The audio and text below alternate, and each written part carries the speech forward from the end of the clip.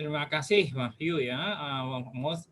Assalamualaikum warahmatullahi wabarakatuh. Bapak-bapak, ibu-ibu yang hadir ya, saudara-saudara, saudara-saudari yang hadir pada webinar kali ini. Syukur alhamdulillah kita masih diberi kesempatan ya, kesehatan, semangat untuk bisa tetap hadir di dalam webinar yang berkaitan dengan industri perkapalan dan pelabuhanan. Kali ini kita akan kembali lagi membahas mengenai hal-hal yang berkaitan dengan pelabuhanan. Ada dalam pendapat kita ini narasumber pembicara yaitu yang sudah pakar dalam bidangnya, yaitu Bapak Insinyur Wahyono Bimarso di Pelahe dan Bapak Insinyur Kemal Herianti di Pelahe, YHI. Nah, ini dua pembicara ini akan bicara masing-masing dengan topik pembicaraannya yang sudah kami tentukan. Tapi sebelum itu kami sapa beberapa senior kita yang hadir dalam webinar ini kali ini. Pertama adalah Pak Hidayat Mao. Terima kasih Pak, hadir Bapak senior dalam sekali di antara kita. Bisa masih aktif ya Pak, semoga terus sehat Pak dan semangat. Juga nanti ada Bapak Insinyur Sumardi, senior kita, juga beliau sangat pakar, juga hadir dalam hal ini. Mudah-mudahan Bapak ini bisa dapat memberikan tanggapan-tanggapan yang berkaitan dengan topik pembicaraan kita kali ini. Topik pembicaraan kali ini adalah 1. Kebijakan pemerintah dalam perencanaan terminal pelabuhan. 2. Aspek bisnis dan pengelolaan berbagai macam tipe terminal di pelabuhan laut, dan yang ketiga perencanaan terminal peti kemas dan terminal curah. Ya, ini yang jadikan topik kali ini. Sangat diharapkan aktivitas ya dari para peserta webinar kali ini untuk bisa berdiskusi dengan narasumber pembicara kita, Bapak Insinyur Wahyono Bimarso di PLHI dan Bapak Insinyur Kemal Herianti di PLHI. Sekaligus dalam kesempatan ini saya akan memperkenalkan beliau-beliaunya, walaupun banyak yang sudah kenal beliau, tapi prosedur di dalam kita berdiskusi mungkin akan lebih kenal lagi dengan saya membacakan kurikulum vitae dari Pak Wahyono dan Pak Kemal. Saya singkat saja Pak Wahyono dan Pak Kemal. Pembicaranya Pak Kemal dulu, Anjit. Pak Kemal dulu yang bicara. Pak Kemal dulu ya. Pak Kemal, beliau lahir di Jakarta 63 tahun yang lalu, ya. Lulus dari Universitas Indonesia pada tahun 1982, lalu melanjutkan pasca sarjananya S2 di International Hydraulics and Environmental di Delft, Belanda, lulus pada tahun 1986. Beliau ini seorang yang kalau boleh disebut paling terkenal sekali. Kalau saya sebut yaitu the man for all seasons ya. The Man for All Seasons itu artinya kalau di sini bukan seperti film yang terkenal pada waktu lalu itu 1966, tapi di sini beliau sudah menjabat banyak jabatan di lingkungan perhubungan ya, dan BUMN di perhubungan juga. Jadi saya memang akan menyebutkan beberapa saja. Beliau Direktur Pelabuhanan Kementerian Perhubungan, lalu juga yang terakhir yaitu Direktur Teknik dari PT ASDP. Ya, lalu di samping itu beliau juga pernah menjadi juga sebagai Kepala Pusat Penelitian dan Pengembangan Pusliban Laut ya di Badan Litbang, juga pernah dan sekarang beliau aktif sebagai pakar atau juga sebagai aktivis dari pelabuhanan di beberapa perusahaan swasta ya.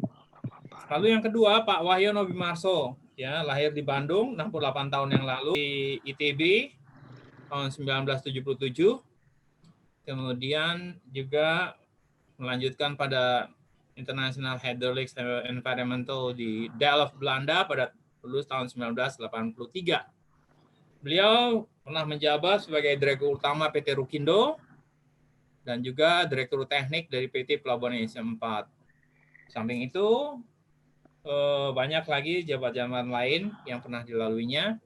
Tapi terakhir kedua pembicara ini adalah dosen dari Institut Transportasi dan Logistik Trisakti, ya, Pak Wahyono dan Pak Kemal ini. Jadi banyak mahasiswa-mahasiswanya sekarang ikut dalam webinar kali ini ya. Jadi kita akan dengar bagaimana beliau akan membahas topik-topik pembicaraan kita. Saya kira saya, ya baik. Terima kasih. Saya hanya 3 slide saya sebagai pembukaan. Ini sudah kelihatan semuanya ya? Sudah, Pak. Nah, jadi saya ada berkaitan dengan topik kita, yaitu kebijakan pemerintah. Aduh, kok ini ketutup ya? Ini pemerintah dalam perencanaan terminal pelabuhan. Ya, kita perlu menanggapi itu ada berita-berita yang berkaitan dengan pelabuhan ya, dari pimpinan negara kita dan juga pimpinan di bidang ya, bidang yang berkaitan dengan transportasi laut dan pelabuhanan. Yaitu yang pertama yang berkaitan dengan Bapak Menko Marinvest yang menyebutkan bahwa negeri kita ini sudah terlalu lama tidak efisien. Jadi kalau kita bicara tidak efisien, ini termasuk dalamnya adalah salah satu sektor, subsektornya itu pelabuhan, ya. Jadi tidak terlepas ini ketidakefisienan itu dengan pelabuhan. Lalu apa akibatnya? Kita lihat bahwa ini persoalan yang paling utama dari negara kita sekarang ini, bahwa biaya logistik itu sangat tinggi, 24% dari PDB. Itu paling tertinggi di dunia, ini dari menurut Kadin. Ya, data Kadin. Jadi inilah yang nantinya kita dengar dari para pembicara, bagaimana kebijakan pemerintah dalam perencanaan terminal di pelabuhan ini diharapkan ya, supaya bisa menyelesaikan permasalahan besar, permasalahan utama dari bangsa kita ini saat ini. Rakyat kita yang menderita karena masalah ini. Lalu berkaitan dengan itu ya, kita tahu lebih depan lagi bahwa ada arahan atau ambisi dari Bapak Presiden Republik Indonesia bahwa diharapkan ada percepatan atau kebut pembangunan pelabuhan di Indonesia. Nah, kita akan lihat apa arahan beliau. Pertama adalah bahwa kita harus membuat strategi pengembangan pelabuhan, itu strategi besar dari arah pengembangan pelabuhan itu ya, untuk pelabuhan sama kita. Kita akan lihat dengar bagaimana pembicara dari webinar kali ini menanggapi ini. Lalu juga diketahui ada Patimban dan pelabuhan proyek dan 28 pelabuhan utama lainnya itu adalah pelabuhan besar yang diharapkan punya strategi pengembangan yang besar. Kemudian konsolidasi ke depan dari pengembangan pelabuhan, lalu segmentasi yang mampu menjadi pertumbuhan ekonomi wilayah. Jadi ada segmentasi, itu diinginkan adanya pelabuhan-pelabuhan tersebut memiliki segmentasi. Ya, saya coba tolong dijawab oleh pembicara bagaimana itu nantinya pelabuhan itu segmentasi. Dan yang terakhir bahwa itu adalah perlu bahwa pelabuhan itu berkaitan dengan kecepatan pelayanannya yang diharapkan bisa semakin efisien ya dan kompetitif. Tapi di samping itu kita juga harus nyadari bahwa ada masalah klasik ya. Dari klasik ini artinya tetap jadi masalah selama ini di dalam pelabuhan besar kita dikaitkan dengan infrastruktur pendukungnya ya. Lalu kenapa masalah klasik ini terjadi? Itu disebutkan ada salah satunya tidak terencananya dengan baik pengembangan pelabuhan. Jadi perencanaan terminal pelabuhan yang dibuat selama ini itu punya masalah ya, punya itu dengan tidak baiknya. Itu pembukaan pertama, slide pertama. Kita lanjut ke slide kedua. Ya, topik kedua yaitu aspek bisnis pengelolaan pelabuhan, berbagai tipe macam pelabuhan di laut. Jadi ini kita bicara mengenai aspek bisnisnya. Nah, salah satu hal yang pemikiran saya atau juga pemikiran yang lain yaitu yang disebut pengintegrasian ya, pengintegrasian. Pengintegrasian itu adalah integrasi yang disebut, kalau ini adalah integrasi vertikal dan integrasi horizontal. Nah, inti pengintegrasian ini melakukan aspek bisnis dari pelabuhan tersebut bagaimana. Misalnya pelabuhannya dikaitkan dengan bahwa perusahaan pelayaran, ya integrasi vertikal, atau perusahaan truk untuk vertikal. Jadi pelabuhan juga mengusahakan integrasi dengan pelayaran dan truk. Demikian juga kalau misalnya yang disebut horizontal dengan pelabuhan-pelabuhan lain. Kalau kata integrasi, ya itu artinya menyatu. Nah, pertanyaannya misal paling aktif, bagaimana nanti pengintegrasian antara Patimbang dengan Tanjung Priuk yang dekat sekali? Nah, ini pertanyaan. Apakah mungkin ada integrasi? Atau bagaimana bentuk integrasinya? Ini pertanyaan-pertanyaannya. Nah, salah satu lainnya disebutkan bahwa aspek bisnis pengelolaan pelabuhan itu bahwa disebutkan ada satu key element of successful port. Jadi bagaimana kunci itu dari satu pelabuhan yang berhasil, yaitu dia memperhatikan connectivity, capacity, dan competitiveness, ya, competitiveness. Jadi keterhubungan, kapasitas, dan daya saing. Nah, salah satu contoh juga saya menyebutkan bagaimana integrasi pelabuhan itu, yaitu dengan adanya ini contohnya, Port of Rotterdam, yaitu integrasi industrial area dengan pelabuhan. Ini pelabuhan Rotterdam, di mana pelabuhan tidak hanya sebagai tadi bongkar muat barang saja, tapi juga sebagai area daripada industri yang diintegrasikan. Ini yang kedua, aspek ini. Bagaimana nanti tanggapan dari pembicara terkait dengan ini, kita lihat apakah menyinggung hal-hal ini atau memang bagaimana tanggapannya, apa nggak perlu memang ini seperti ini yang saya kemukakan. Kita lanjut yang terakhir, slide, yaitu mengenai perencanaan peti kemas, perencanaan terminal peti kemas dan curah. Nah, salah satu hal yang juga disinggung oleh Menko Marinvest, Pak Luhut, itu menyebutkan di berita, mungkin Bapak-Bapak dan Ibu sudah membaca ya beritanya, bahwa Indonesia diejek Singapura karena tak punya green port, kata Pak beliaunya. Kita dilecehkan karena kita sendiri. Nah, ini topiknya. Tolong bagaimana ini perencanaan pelabuhan yang berkaitan dengan green port. Maka saya ada sini satu slide, important development goals dari IDEA, ya. Satu, pengintegrasian, ya, development integration of green port and smart port. Di sini ada green port, ada smart port, ya. Dilakukan integrasi. Apa sih green port itu? Yaitu yang disebut reducing energy consumption, jadi mengurangi konsumsi dari energi. Apakah pelabuhan-pelabuhan tersebut memang sudah melakukan suatu pengurangan konsumsi energinya, yaitu lalu ada mengurangi polutan, pengotoran, dan juga bagaimana efektif dari operasinya. Lalu smart port, ini ada smart port yaitu yang mempromosikan penggunaan high teknologi in port, ya, ini efisiensi. Ini dia smart port, ini green port. Apakah nanti Bapak pembicara itu juga melakukan yang perencanaan terminal ke depan itu berkaitan dengan dua hal ini. Nah, dalam hal ini itu ada satu pelabuhan yang memang di dekat kita tidak jauh-jauh, yang mungkin bisa jadi inspirasi atau ide, yang disebut ini ada Tuas Port di Singapura ini, Tuas Port. Dia sedang membangun satu pelabuhan yang cukup besar. Kalau tidak salah nih ultimate-nya kapasitasnya 50 juta TEU. Ya, itu dia akan menjadi the largest automated terminal. Jadi terminal yang otomatis itu punya otomatisasi yang terbesar di dunia. Jadi ini dia sudah menyiapkan satu pelabuhan yang kira-kira ya itu disebut pelabuhan smart port, ya. Nah, sekarang perlu hati-hati berkaitan dengan kita melakukan otomasi, ya. Ya apa? Ternyata berdasarkan survei dari McKinsey, tidak selamanya ya otomasi itu bisa mencapai harapannya untuk produktivitas dengan operasinya, ya, pengeluaran, menurunkan biaya-biaya operasi, meningkatkan produktivitas dan mengurangkan biaya operasi.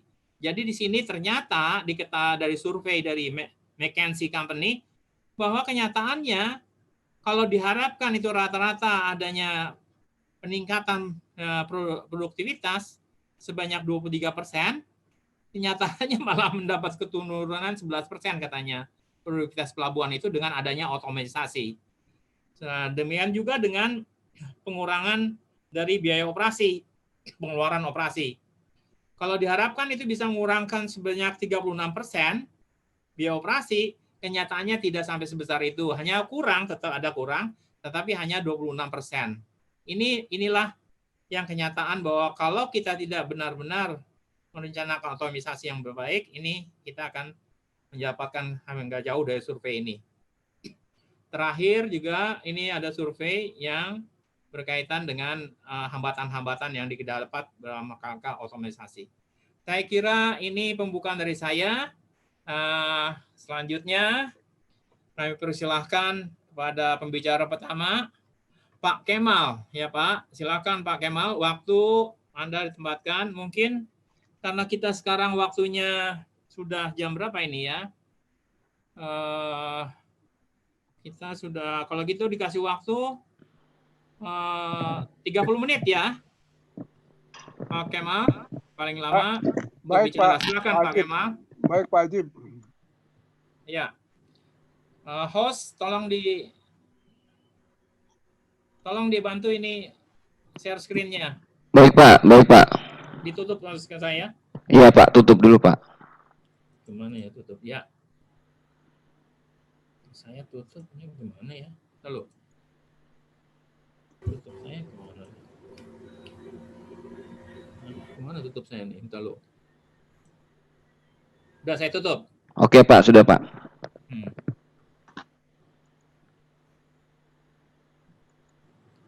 Baik. Terima kasih Pak Ajib, pembicara merangkap moderator. Ini luar biasa Pak Ajib. Luar biasa gitu loh.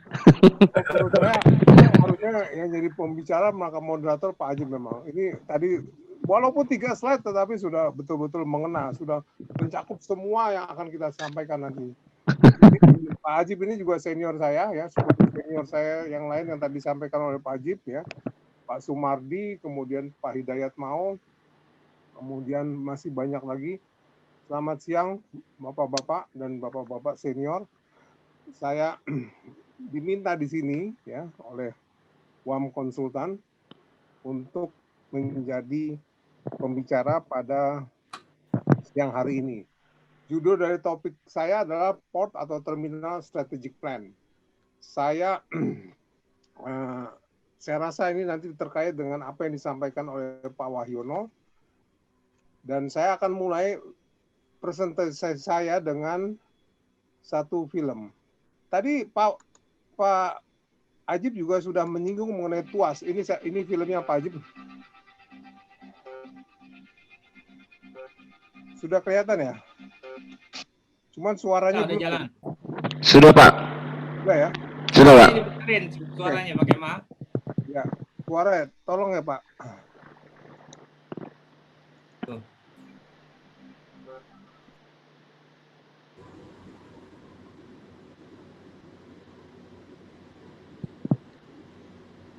Mungkin dari videonya dikeluarin suaranya Pak. Sudah keluar belum? Sudah Pak. Oke, bagus Pak suaranya. Jadi Pak Ajib juga ada connect, padahal kita nggak ada komunikasi untuk bicara TUAS Port. Terima kasih Pak Ajib.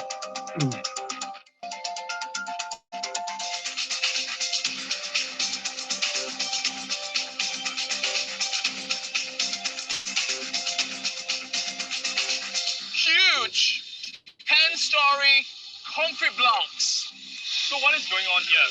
Now they are actually casting the concrete into the caisson. It's done continuously 24 hours.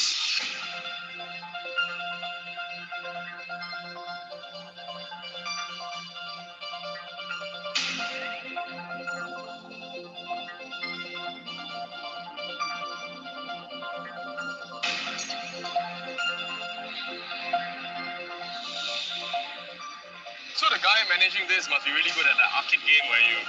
Yeah.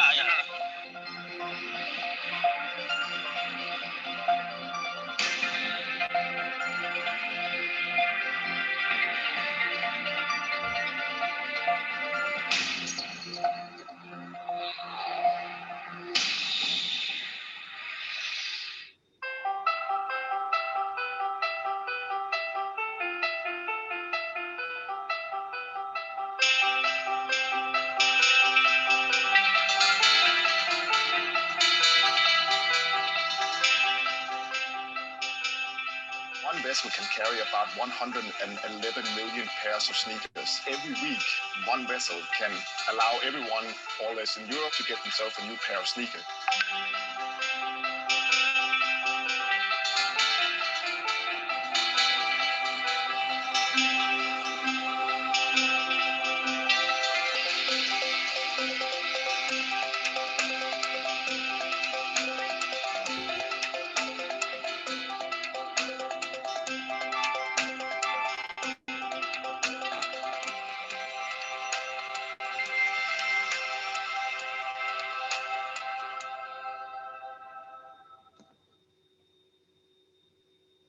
Baik, terima kasih. Jadi seperti yang disampaikan oleh Pak Ajib tadi, Tuas Port ini akan menjadi pelabuhan terbesar otomatis di dunia. Ya. Jadi the world largest fully automated terminal. Dan direncanakan volumenya ada 65 juta TEUs atau double dari kapasitas saat ini, ya sekitar 32. Dan ingat, ini berarti akan mengalahkan Singapura sebagai pelabuhan peti kemas tersibuk di dunia. Kemudian dia akan dibuka pada tahun 2021, jadi hanya tahun depan. Dan pelabuhan ini terdiri dari 26 kilo, bayangkan, 26 kilo dermaga ya, dengan kedalaman minus 23 meter. Ini luar biasa. Jadi hampir dari Jakarta ke Cibinong itu semua dermaga semua ya. Kemudian minus 23 meter berarti bisa mengakomodir kapal-kapal terbesar di dunia. Jadi PSA atau Singapura sudah mengklaim dirinya adalah sebagai the leader in transforming the industry ya, untuk infrastruktur pelabuhan, ya, logistik and digital system. Sebagai catatan, PSA ini adalah perusahaan atau operator pelabuhan yang memiliki 60 terminal di seluruh dunia, Amerika, Eropa, Asia, 26 negara. Jadi tidak hanya Singapura saja, ya. Tidak hanya Singapura saja karena ada 60 ya. Kalau tidak salah yang di luar ada 56, 4 kurang lebih ada di Singapura. Ini betul-betul besar pelabuhannya ya. Dan mudah-mudahan ini akan menjadi contoh kita, menjadi referensi kita ya, jadi tidak ditertawakan lagi oleh Singapura. Presentasi saya akan terdiri dari 4 agenda, yaitu 1 business plan, asset management, kemudian profit in operation, and go digital. Ya. Saya akan mulai dengan business plan. Pertama, kita sebagai operator pelabuhan, pertama kita harus tahu dulu, ini kita berdiri di mana ini. Ya. Kalau kita sebenarnya kita menjadi operator pelabuhan Patimban, ya, kita harus lihat nih Patimban ini sekarang posisi di mana. Bagaimana hinterlandnya, kemudian kemana kita akan pergi, ya, kemana goal kita, bagaimana kita mencapai tujuan, kemudian bagaimana prioritas kita. Ya. Jadi kita posisinya ada di mana, kemudian kita harus punya tujuan, harus ada perencanaan yang untuk pertumbuhan sustainable, yang berkelanjutan, kita harus punya konektivitas dan networking, inovasi. Ya. Ini kalau bicara inovasi, saya akan kembali lagi juga bicara ke PSA Singapura. Nanti saya akan bahas di sini. Pelabuhan kita harus tetap safety dan security dijamin. Kemudian pelabuhan kita harus memiliki performance yang bagus, operasional yang efisien, service excellent, ya, infrastruktur juga bagus. Ya, ini tujuan kita, ya. Bisnis plan kita harus punya visi dan misi, tentu saja. Kemudian tujuannya gimana, kemudian inisiatifnya bagaimana, ya. Bagaimana kita akan mendevelop terminalnya, ya. Bagaimana kita merencanakan, kemudian permasalahannya apa, kemudian kita melaksanakan security, safety, kemudian yang tadi dibilang oleh Pak Ajib mengenai green port dan lain sebagainya. Ya. Kemudian meningkatkan finansial tentunya, ya, dan operational performance, kemudian melakukan hubungan yang baik dengan stakeholder, ini harus dilakukan. Ya.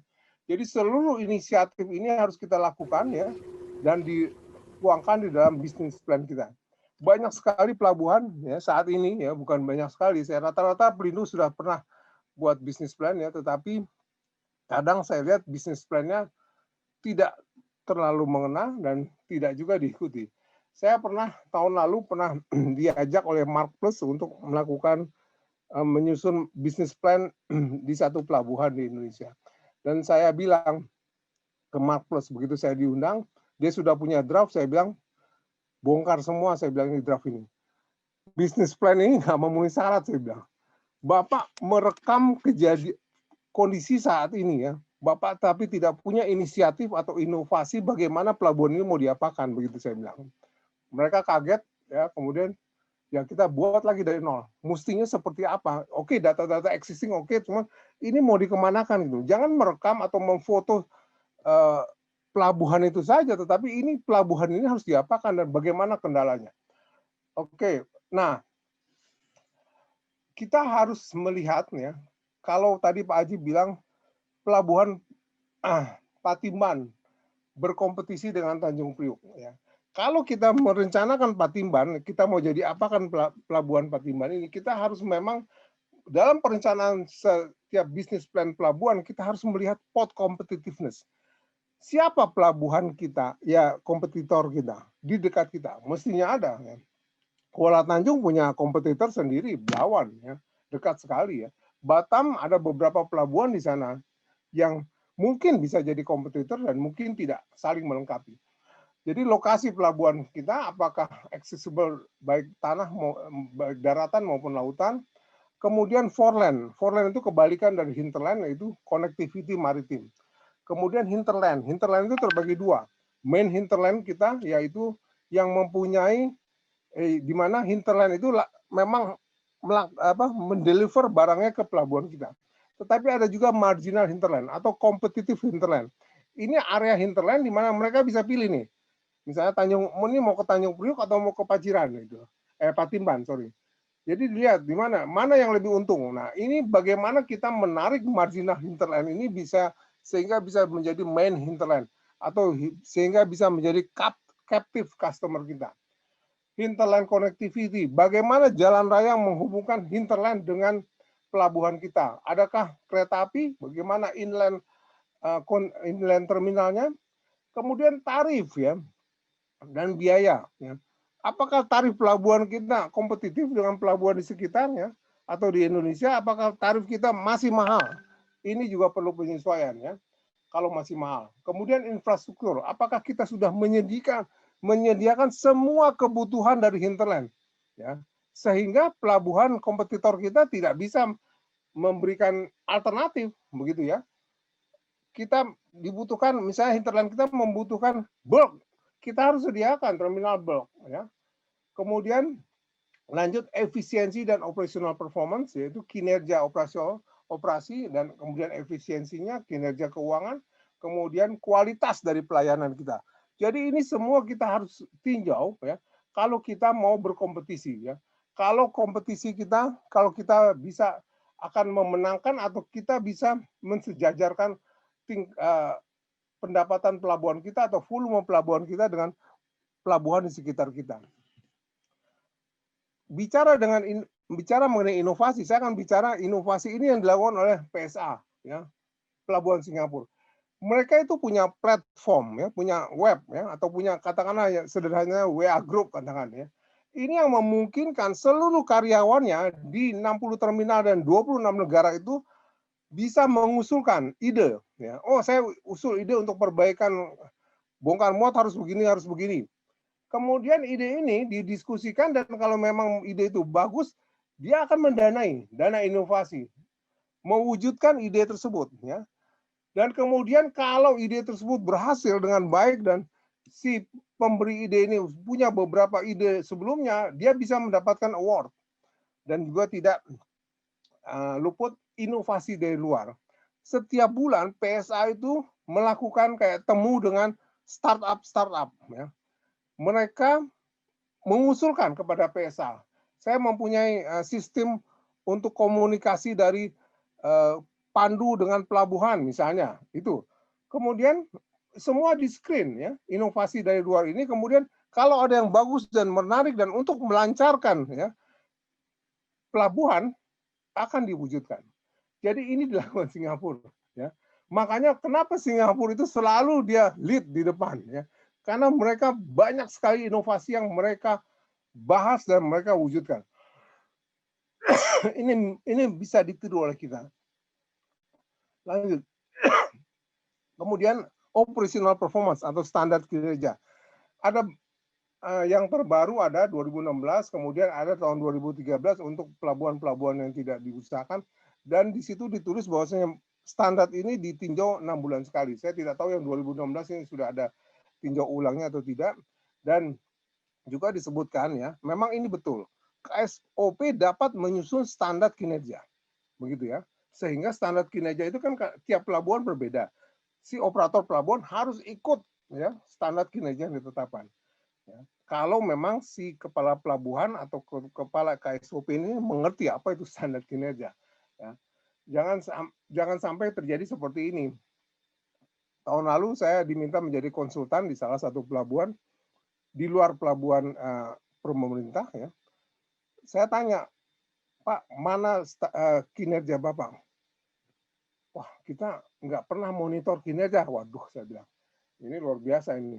Padahal pelabuhan itu cukup strategis lokasinya. Tidak punya kinerja pelabuhan, ya. Tidak pernah memonitor ya, dan tidak tahu juga bahwa Perhubungan Laut mengeluarkan standar kinerja. Ini luar biasa ya. Padahal letaknya strategis dan tidak jauh dari pelabuhan yang tadi saya sampaikan yang menjadi yang terbesar di dunia. Oke, sebenarnya sederhana aja standar kinerja. Hanya 2 yang dimonitor, kecepatan, kemudian penggunaan fasilitas ya. Adalah satu lagi mungkin throughput ya. Cuman ya jelas ini kecepatan tuh waiting time, approach time, berthing time, turnaround time ya. Penggunaan fasilitas, berth occupancy, yard occupancy, set occupancy, mungkin ada lagi yang lain. Cuman yang utama ini ya. Dan ini harus terus dimonitor bagaimana pelabuhan tidak punya kinerja ya. Jadi tidak ada yang memacu dia untuk meningkatkan pelayanannya. Ini luar biasa kalau ada pelabuhan seperti itu. Ya.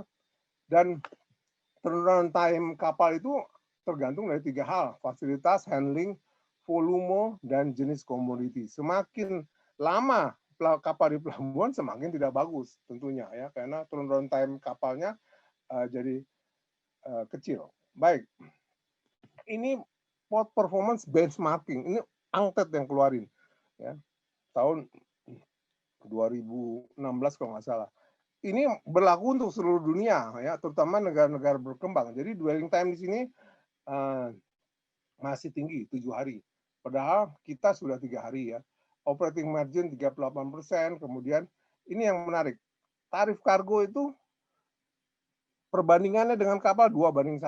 Ya, itu sudah cukup bagus katanya. Ya. Jadi kalau misalnya kalau lebih besar, nah itu kurang baik ya. Kalau lebih kecil oke ya. Waiting time harus lebih kecil dari 17 jam. Ini 17 jam udah kelewatan ya.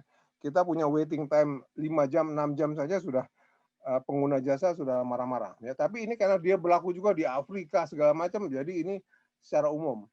Kemudian ada lagi yang menarik, kita mungkin nggak pernah pikirkan ya, human resources development training ini harus 1% dari total payroll cost ya, biaya-biaya untuk gaji. Kemudian satu lagi ini, state contribution for basic infrastructure ya. Jadi Undang-Undang 17 kita ya, yang sekarang sudah masuk ke dalam Omnibus Law, itu sebenarnya menyampaikan bahwasanya dermaga ya, pengerukan, alur ya, jalan itu harusnya karena dia basic infrastructure harusnya negara yang bangun. Kenapa Pak? Mungkin ada yang bertanya, Pelindo kalau dia mampu kenapa nggak Pelindonya sama OTS? Bukan itu masalahnya. Singapura, Thailand mereka negaranya membangun reklamasi, membangun alur. Ya, ada yang membangun dermaga, ada juga yang tidak, tergantung case-nya. Tetapi masalahnya kalau semua infrastruktur dibangun oleh operator, apa jadinya? Ya. Jadinya tarif akan mahal karena dia mengharapkan return yang tinggi kan, betul? Oke, karena dia sudah mengeluarkan investasi yang besar ya. Kalau pemerintah kan nggak pernah menghitung returnnya bagaimana, tapi itu untuk nasional kan, untuk ekonomi nasional. Oke, Port Authority is never privatized. Jadi tidak pernah otoritas pelabuhan itu swasta, tidak pernah.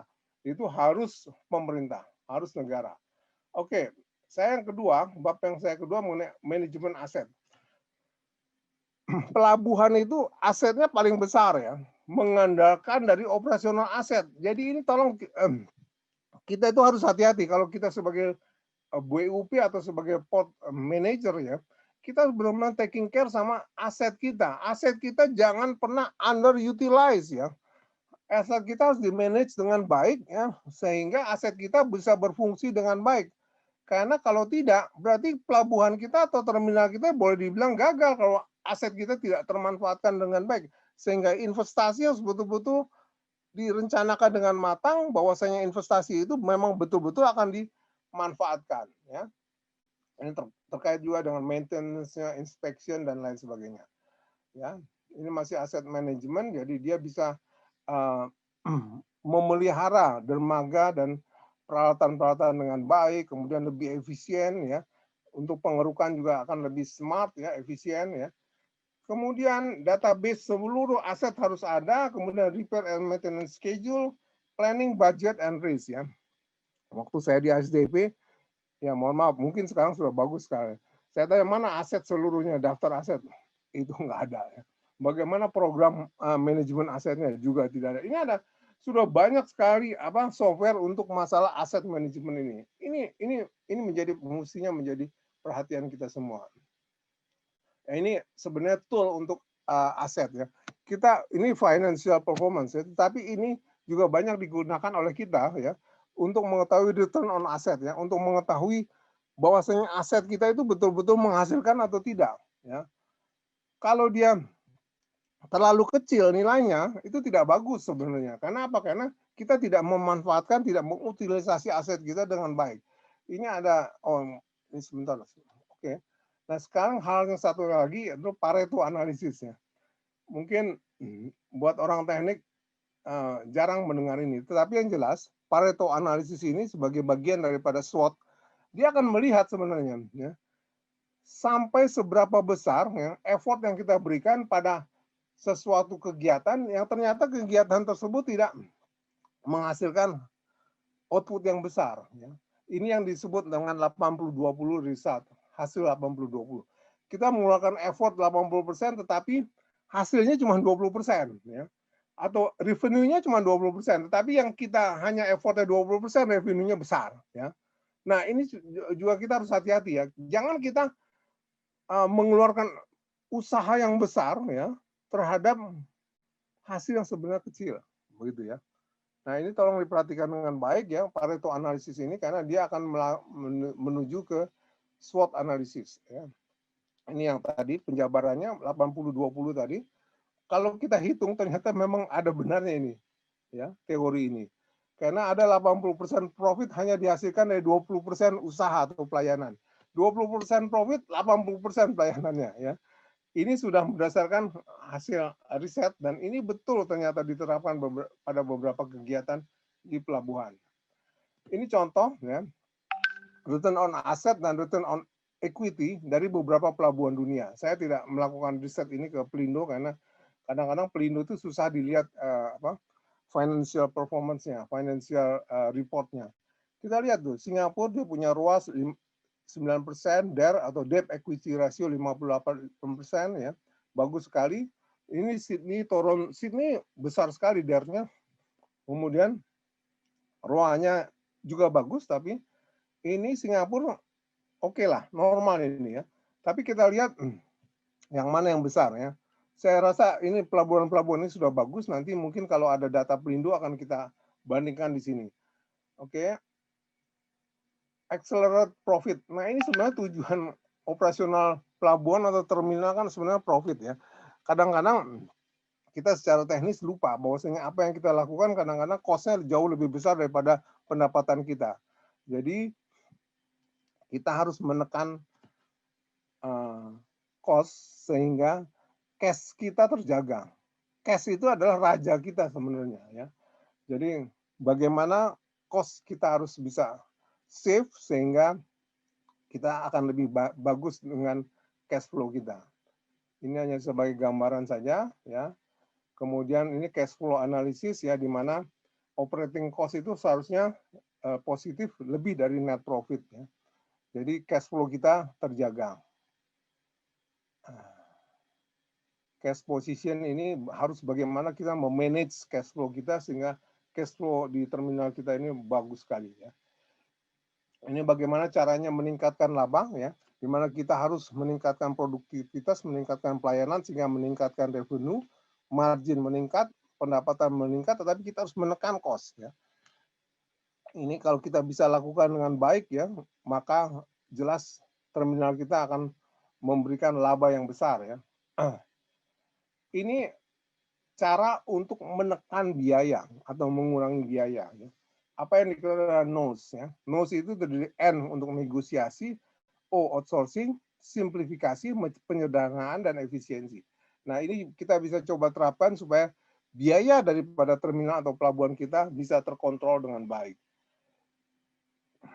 Ini pemanfaatan aset ini ada formulanya 3I plus 1U ya. Nah, ini kita bagaimana caranya supaya meningkatkan efisiensi daripada peralatan kita, kemudian mengurangi idle time ya, meningkatkan intangible benefit-nya dan melakukan kontrol dengan baik. Ini leverage atau pengungkit. Bagaimana kita mengutilisasi aset dengan baik, meningkatkan produktivitas dan mengurangi atau menghilangkan inefisiensi. Begitu ya.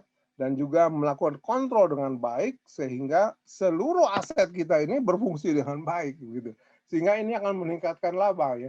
Bagaimana bisa kita mengutilisasi aset kalau ada beberapa peralatan kita di terminal di idle ya. Kenapa ini idle? Ya ini udah cukup Pak peralatan. Loh, kenapa ini ada lagi saya bilang gitu kan?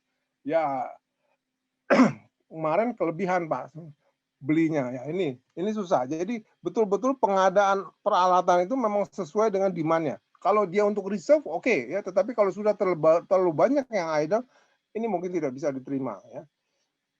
Ini bagaimana mengkolaborasi aset sehingga aset ini akan menjadi pengungkit. Bab selanjutnya get smart go digital ya.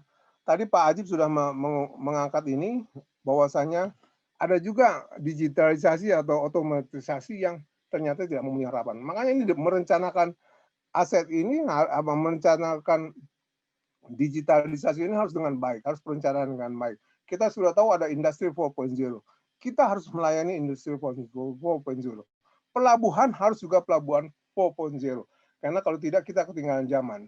Nah, dengan begini ya, kita harus melihat kenapa otomatisasi pelabuhan itu perlu? Ya, ini sudah globalisasi. Ya.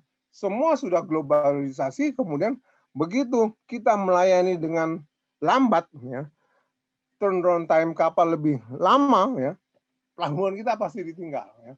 Karena pelabuhan itu kan urusannya sangat banyak sekali, sangat kompleks, ya, sehingga kita harus menekan semua ini dengan digitalisasi. Meningkatkan efisiensi, meningkatkan performance. Ya. Masalah yang Pak Ajib katakan tadi, mungkin ada satu hal yang perlu difikirkan, yaitu economic scale. Ya. Kalau terminal kita kecil, ya, akan mungkin lebih efisien kalau tidak digitalisasi sama sekali. Gitu. Kenapa? Ini bisa dimanage dengan baik oleh tenaga kerja, begitu ya. Sehingga tidak perlu digitalisasi. Tetapi kalau terminal kita sudah besar, kompleksitinya tinggi, kemudian volumenya besar, ini mungkin jawabannya, digitalisasi. Karena dia akan meningkatkan operasi menjadi 24 jam, dia akan meningkatkan performance. Karena digitalisasi ini tidak hanya untuk peralatan, tidak hanya untuk yard dan dermaga. Ya. Ada satu digitalisasi lagi yang kadang kita lupa, yaitu proses documentation, national single window. Nah ini sebenarnya yang sudah dilakukan oleh INA-Portnet ya, dan saya juga belum memonitor bagaimana efisiensi daripada INA-Portnet ini, karena dia sebenarnya tujuannya adalah easy doing business. Ini supaya bisnis seluruhnya di pelabuhan itu menjadi mudah. Ya. Kalau kita lihat, ini tujuannya ya, mestinya dia meningkatkan produktivitas. Kalau dia meningkatkan produktivitas, buat apa dipasang digital? Tidak perlu ya. Kemudian dia harus mengurangi biaya tenaga kerja dan tenaga kerjanya harus berkurang. Kalau dia malah meningkatkan juga tidak perlu ya. Pokoknya digitalisasi mestinya efisiensi gitu ya. Ini semua yang terkonek ya di SmartPort, terutama untuk proses ya, untuk INA-Portnet-nya. Seluruh stakeholder ini mestinya terkonek dengan baik. Karena ini semuanya sudah dilakukan di luar negeri. Ya. ini bagaimana untuk meningkatkan kontainer terminal performance dengan otomatisasi, baik dokumentasinya maupun peralatannya, apa suprastruktur. Kemudian kondisi yang ada saat ini, ya, smart port di Indonesia. Sebenarnya smart port itu ada yang masih semi, yaitu hanya yardnya. Ini ada di 4 pelabuhan. Di sini saya sudah inventarisir di Truk Lamong, Kuala Tanjung, Tanjung Emas, Belawan. Fully automated ini yang nanti akan dilakukan oleh New Container Priok Terminal 2 dan 3. Kemudian jangan lupa Inaportnet kita sudah ada di 3 pelabuhan, ya, dan sudah go live, ya. Mudah-mudahan ini berjalan dengan baik. Oke, apa sih tantangannya? Ya, pelabuhan itu harus kompetitif dan efisien. Pelabuhan itu harus smart. Pelabuhan harus menjadi pusat logistik. Pelabuhan itu seharusnya bisa menjadi pelabuhan hub, ya. Minimal bukan hub yang besar untuk internasional, ya, hub untuk wilayahnya, dan melakukan transshipment sehingga dia mempunyai foreland yang bagus, dan dia juga harus bisa kelestarian lingkungan atau green port. Kemudian kalau port manager challenge-nya apa? Port manager itu harus melakukan inovasi, begitu ya. Kalau dia tidak bisa melakukan inovasi, maka dia akan stuck pasti, ya. Efisiensi produktivitas harus ditingkatkan. Fasilitas handling equipment harus direncanakan dengan baik untuk ditingkatkan. Hinterland connectivity. Tadi bagaimana merubah marginal hinterland menjadi main hinterland, ya. Kemudian dia harus bisa membangun, ya, industrial zone atau kawasan industri atau kawasan logistik di belakang, ya, pelabuhan, tepat di lini 2 misalnya. Wah, ini luar biasa, ya. Karena ini menjadi integrated tadi seperti Pak Ajib katakan. Kemudian digital platform semuanya otomatisasi, ya. Loyalty customer program. Nah, ini sering lupa ini, ya. Karena sudah menjadi manajer pelabuhan, dia tidak mau mengundang customer. Ada satu contoh yang baik, waktu saya ke Busan, dia manajernya bilang, Busan itu kenapa volumenya meningkat terus sehingga mengalahkan Kobe dan Osaka. Kita bilang, kenapa Pak? Karena setiap tahun tuh dievaluasi, ada program, ya, untuk melihat kalau perusahaan pelayaran itu membawa kontainer lebih banyak pada tahun ini dibandingkan tahun lalu, mereka dapat award, mereka dapat hadiah. Kita, dia bilang, harus mempunyai loyalty program supaya mereka setia, supaya mereka berlomba untuk membawa kontainer lebih banyak ke sini. Dia bilang, oke, itu suatu hal yang bagus sekali. Kemudian regular stakeholder meeting, rapat stakeholder. Kita undang stakeholder, kita tanya permasalahannya apa yang dibutuhkan dan lain sebagainya. Ini harus diadakan, ya. Betul, kalau tidak ada, port manager itu tidak bisa maju. Ya, kurang lebih demikian. Saya rasa ini cepat sekali nih, setengah jam nih, sesuai dengan permintaan Pak Ajib, moderator kita, senior kita yang merangkap juga jadi pembicara. Terima kasih. Wassalamualaikum warahmatullahi wabarakatuh. Terima kasih Pak Kemal ya atas presentasinya. Wah, cukup komprehensif, ya.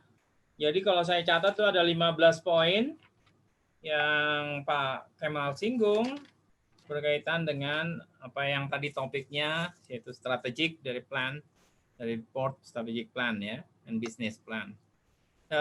Saya mencatat memang tadi Pak Kemal terkenalkan bahwa Tuas, ya, Tuas pembangunan pelabuhan terbesar di Singapura, mungkin juga terbesar di dunia.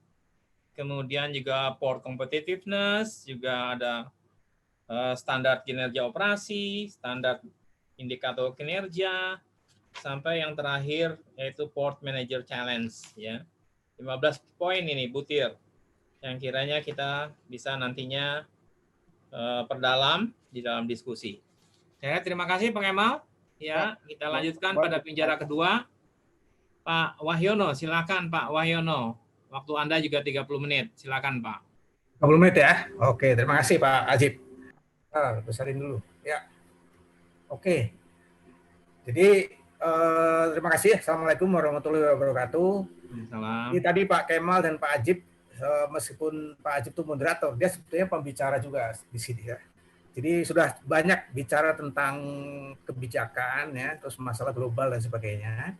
Kebetulan di sini kira-kira dari 90 ini sebenarnya peserta sudah lebih dari 100, Pak, tapi kita batasi gitu. Itu mungkin 150-an, 160. Jadi yang 40-an kira-kira mahasiswa dari ITL Trisakti ya, mereka mengikuti ini. Nah, sekarang giliran saya itulah akan bicara mengenai sesuatu yang semacam case study gitu kan. Nah, kita kan sudah bermimpi tadi ya Pak Kemal itu. Nah, saya ambil case study saja ini, yaitu Pelabuhan Batam, ya kan. Nah, sekarang kan kita sudah tahu Pelabuhan Batam itu dari dulu itu sudah maju harusnya, gitu kan gitu. Kok sampai sekarang begitu-begitu saja kan gitu. Saya kira Pak Kemal juga tahu nih ceritanya Pelabuhan Batam, Pak Ajib juga. Saya kira orang-orang perhubungan laut sering pergi ke sana ya. Nah, pertanyaannya, apakah Otorita Batam itu mengelola pelabuhan Batu Ampar, Sekupang, Kabil, Nongsa, Batam Center, 1B, Rempang, Galang. Nah, apakah bisa kita itu Pelabuhan Batam itu menjadi hub port internasional, artinya sekaligus menyaingi Singapura gitu loh. Jadi kita di sini nggak bicara Tanjung Priok ya, kita nggak bicara Tanjung Priok, kita bicara tentang Batam sendiri ini karena ini case study ya. Nah, kemudian bagaimana pendanaan investasi bila berkembang? Apakah bisa BP Batam itu berfungsi sebagai landlord, gitu kan? Nah, itu juga pertanyaan karena dia otorita kan gitu. Kemudian kita juga membandingkan bahwa di sekitar situ itu ada Pelabuhan Tanjung Pelepas ya, kemudian ada Singapura sendiri, kemudian Port Kelang, ada lagi Penang ya, kemudian ada Lem Cabang dan bukan Genos ya, Genoan maksudnya. Nah, sejauh mana peranan KSOP Batam di sini gitu. Nah, oleh sebab itu karena ini juga mahasiswa ya, banyak juga di sini, saya ingin memberikan pelajaran juga kepada mereka. Mohon Bapak-bapak yang sudah berpengalaman jangan sampai bosan Pak ya. Ini ada ilmu untuk mereka gitu ya. Untuk mahasiswa juga di sini. Nah, jadi gini, ini di Batam ini ada terminal umum, kemudian terminal domestik sama internasional. Nah, yang sangat menyedihkan sejak tahun 1981 saya pertama kali ke sana, pergi ke Batu Ampar ya, ini yang di atas ini. 1981. Saya kira Pak Acip juga sudah pernah ke sana itu sekitar tahun. Sampai sekarang 78 saya pertama kali, 78. 78. Nah, ternyata Pak Acip penugasan dari Dirjen Perhubungan Laut. Ya, ternyata sekarang Batu Ampar masih sama Acip dengan yang dulu gitu, Pak. Kira-kira apa? Yang samanya apa? Dia masih mengadakan operasional terminal itu masih semacam multipurpose gitu. Jadi pakai peralatan-peralatan yang sederhana gitu. Jadi itu yang jadi makanya kita ingin mengembangkan bagaimana itu Pelabuhan Batam itu. Nah, jadi sekarang ingin kita lihat prosesnya ya, bagaimana menuju ke arah ke sana kan gitu. Ya. Nah, ini kira-kira posisinya seperti ini nih, case study. Jadi tahun 1981 ini belum ada yang ini ya. Nah, posisi sekarang itu dia seperti ini, dan ini pun yang terbaru ya. Ini juga tidak memenuhi syarat sebagai dermaga untuk deep sea port. Nah itu. Nah, oleh sebab itu kita harus mengembangkan Pelabuhan Batu Ampar ini untuk menjadi internasional ya. Bagaimana kita menuju ke arah sana kan gitu. Nah, kemudian ini ternyata mereka juga punya rencana pengembangan ya, pengembangan Batu Ampar jangka pendeknya seperti ini. Ya. Nah di sini ini kedalamannya itu cuma di sini 12, 11 ya, 10, kemudian di sini hanya sekitar 7. Loh, kok hilang ya? Sudah. Coba hilang ya. Coba tolong Pak host dibantu. Baik Pak, dimunculkan saja lagi Pak. Oh, saya share screen lagi ya? Iya Pak, di share screen saja lagi. Oh, kepencet ya? Mungkin Pak. Iya. Nah. Oke, udah muncul ya? Ya. Sudah Pak. Nah, seperti ini. Nah, sekarang bagaimana kita menuju ke arah sana kan gitu. Nah, sudah jelas memang kita maunya sebagai saya ulang lagi ke sini ya. Kita ingin berkembang seperti ini, seperti Pelabuhan Tanjung Pelepas, Singapura ya, Lem Cabang dan sebagainya. Nah, yang jadi masalah ini kan kita bicara kebijakan juga di sini. Batam yang sebagai otoritas Batam itu juga punya keterbatasan untuk mencari pendanaan karena dia tuh masih tergantung dari pusat gitu loh. Nah itu sebenarnya problem itu. Jadi salah satu usulan kita yaitu dari segi kebijakan harusnya dirubah. Mereka juga harus bisa mirip-mirip dengan Pelindo, punya kesempatan untuk jadi operator juga gitu loh, supaya bisa cepat berkembang. Karena kalau dia berfungsi sebagai landlord saja itu sebetulnya sudah ada namanya KSP Batam gitu kan. Nah ini kelihatannya ada semacam dualisme ya sebagai landlord di sana itu antara KSP Batam dan BP Batam sendiri. Meskipun sekarang BP Batam itu juga berfungsi sebagai landlord, tapi dia masih punya keterbatasan tuh di bidang lautnya karena di airnya itu ada KSOP gitu. Nah ini yang menghambat mereka BP Batam tuh pelabuhan Batam tuh sulit berkembang. Nah ini salah satunya ya. Nah sekarang bagaimana kita ingin ke sana kan gitu ceritanya. Kemudian saya terus saja. Nah ini kira-kira gini, mereka itu punya pelabuhan yang punya potensi besar bisa jadi pelabuhan hub internasional itu adalah Batu Ampar di sini. Dan satu lagi Kabil. Namun ternyata ada sedikit masalah. Di sini banyak pipa-pipa. Hilang gambarnya, hilang Yan. Oh hilang ya? Hilang, coba. Sekali lagi, ya sekarang muncul lagi. Koneksinya mungkin terganggu ini. Sinyalnya ya. Iya. Sekarang muncul lagi. Sedikit munculnya. Putus-putus Pak. Ya. Putus. Nah, gini nanti tolong kalau saya putus-putus karena tidak stabil ya. Nanti Pak Ajib menggantikan saya ngomong aja Ajib ya. Sambil ngisi kalau keputusnya. Sekarang putus lagi nggak? Enggak Pak. Muncul, suaranya bagus, hanya gambarnya saja Pak yang nggak ada. Gambarnya. Yang terputus. Nah ini ya. Jadi ini alur pelayarannya itu masuknya dari sini ya. Kemudian masuknya dari sini. Nah kemudian ini rencana pengembangannya. Nah kalau kita ingin berkembang, nah, jadi satu tantangannya BP Batam itu atau Batu Ampar itu kekurangan lahan untuk pengembangan pelabuhan, itu problemnya. Kemudian yang kedua, dia juga ada keterbatasan di dalam investasi. Dia masih tergantung dari pemerintah pusat.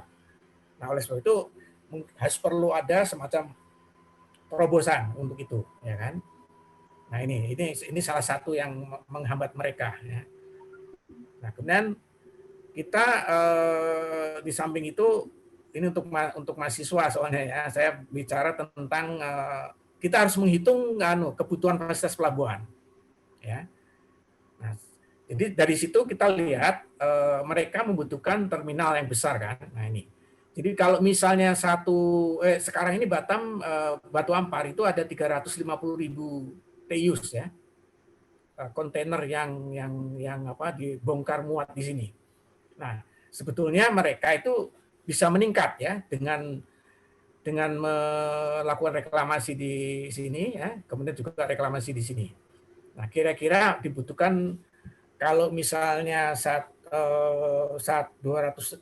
300.000 itu dia perlu sekitar 35 hektar ya, kira-kira ya. Nah, dia masih perlu kalau 10 kali lipat berarti harus 350 hektar. Nah, ini tidak mungkin bisa di sini ya. Oleh sebab itu kalau Tuas tadi kan cukup besar ya, dia bisa sampai 26 km. Nah, oleh sebab itu ini paling-paling kita hanya mengembangkan di sini untuk komplementari dari Singapura gitu. Nah, itu pun sudah lumayan ya. Sudah lumayan harusnya kalau kita bisa mengambil atau membuat pelabuhan dengan kapasitas 10 juta TEU saja sudah lumayan sebetulnya gitu. Atau sampai 17 juta, bukan 10 juta atau 11 juta TEU itu sudah lumayan. Nah, target kita untuk menuju ke sana sudah tentu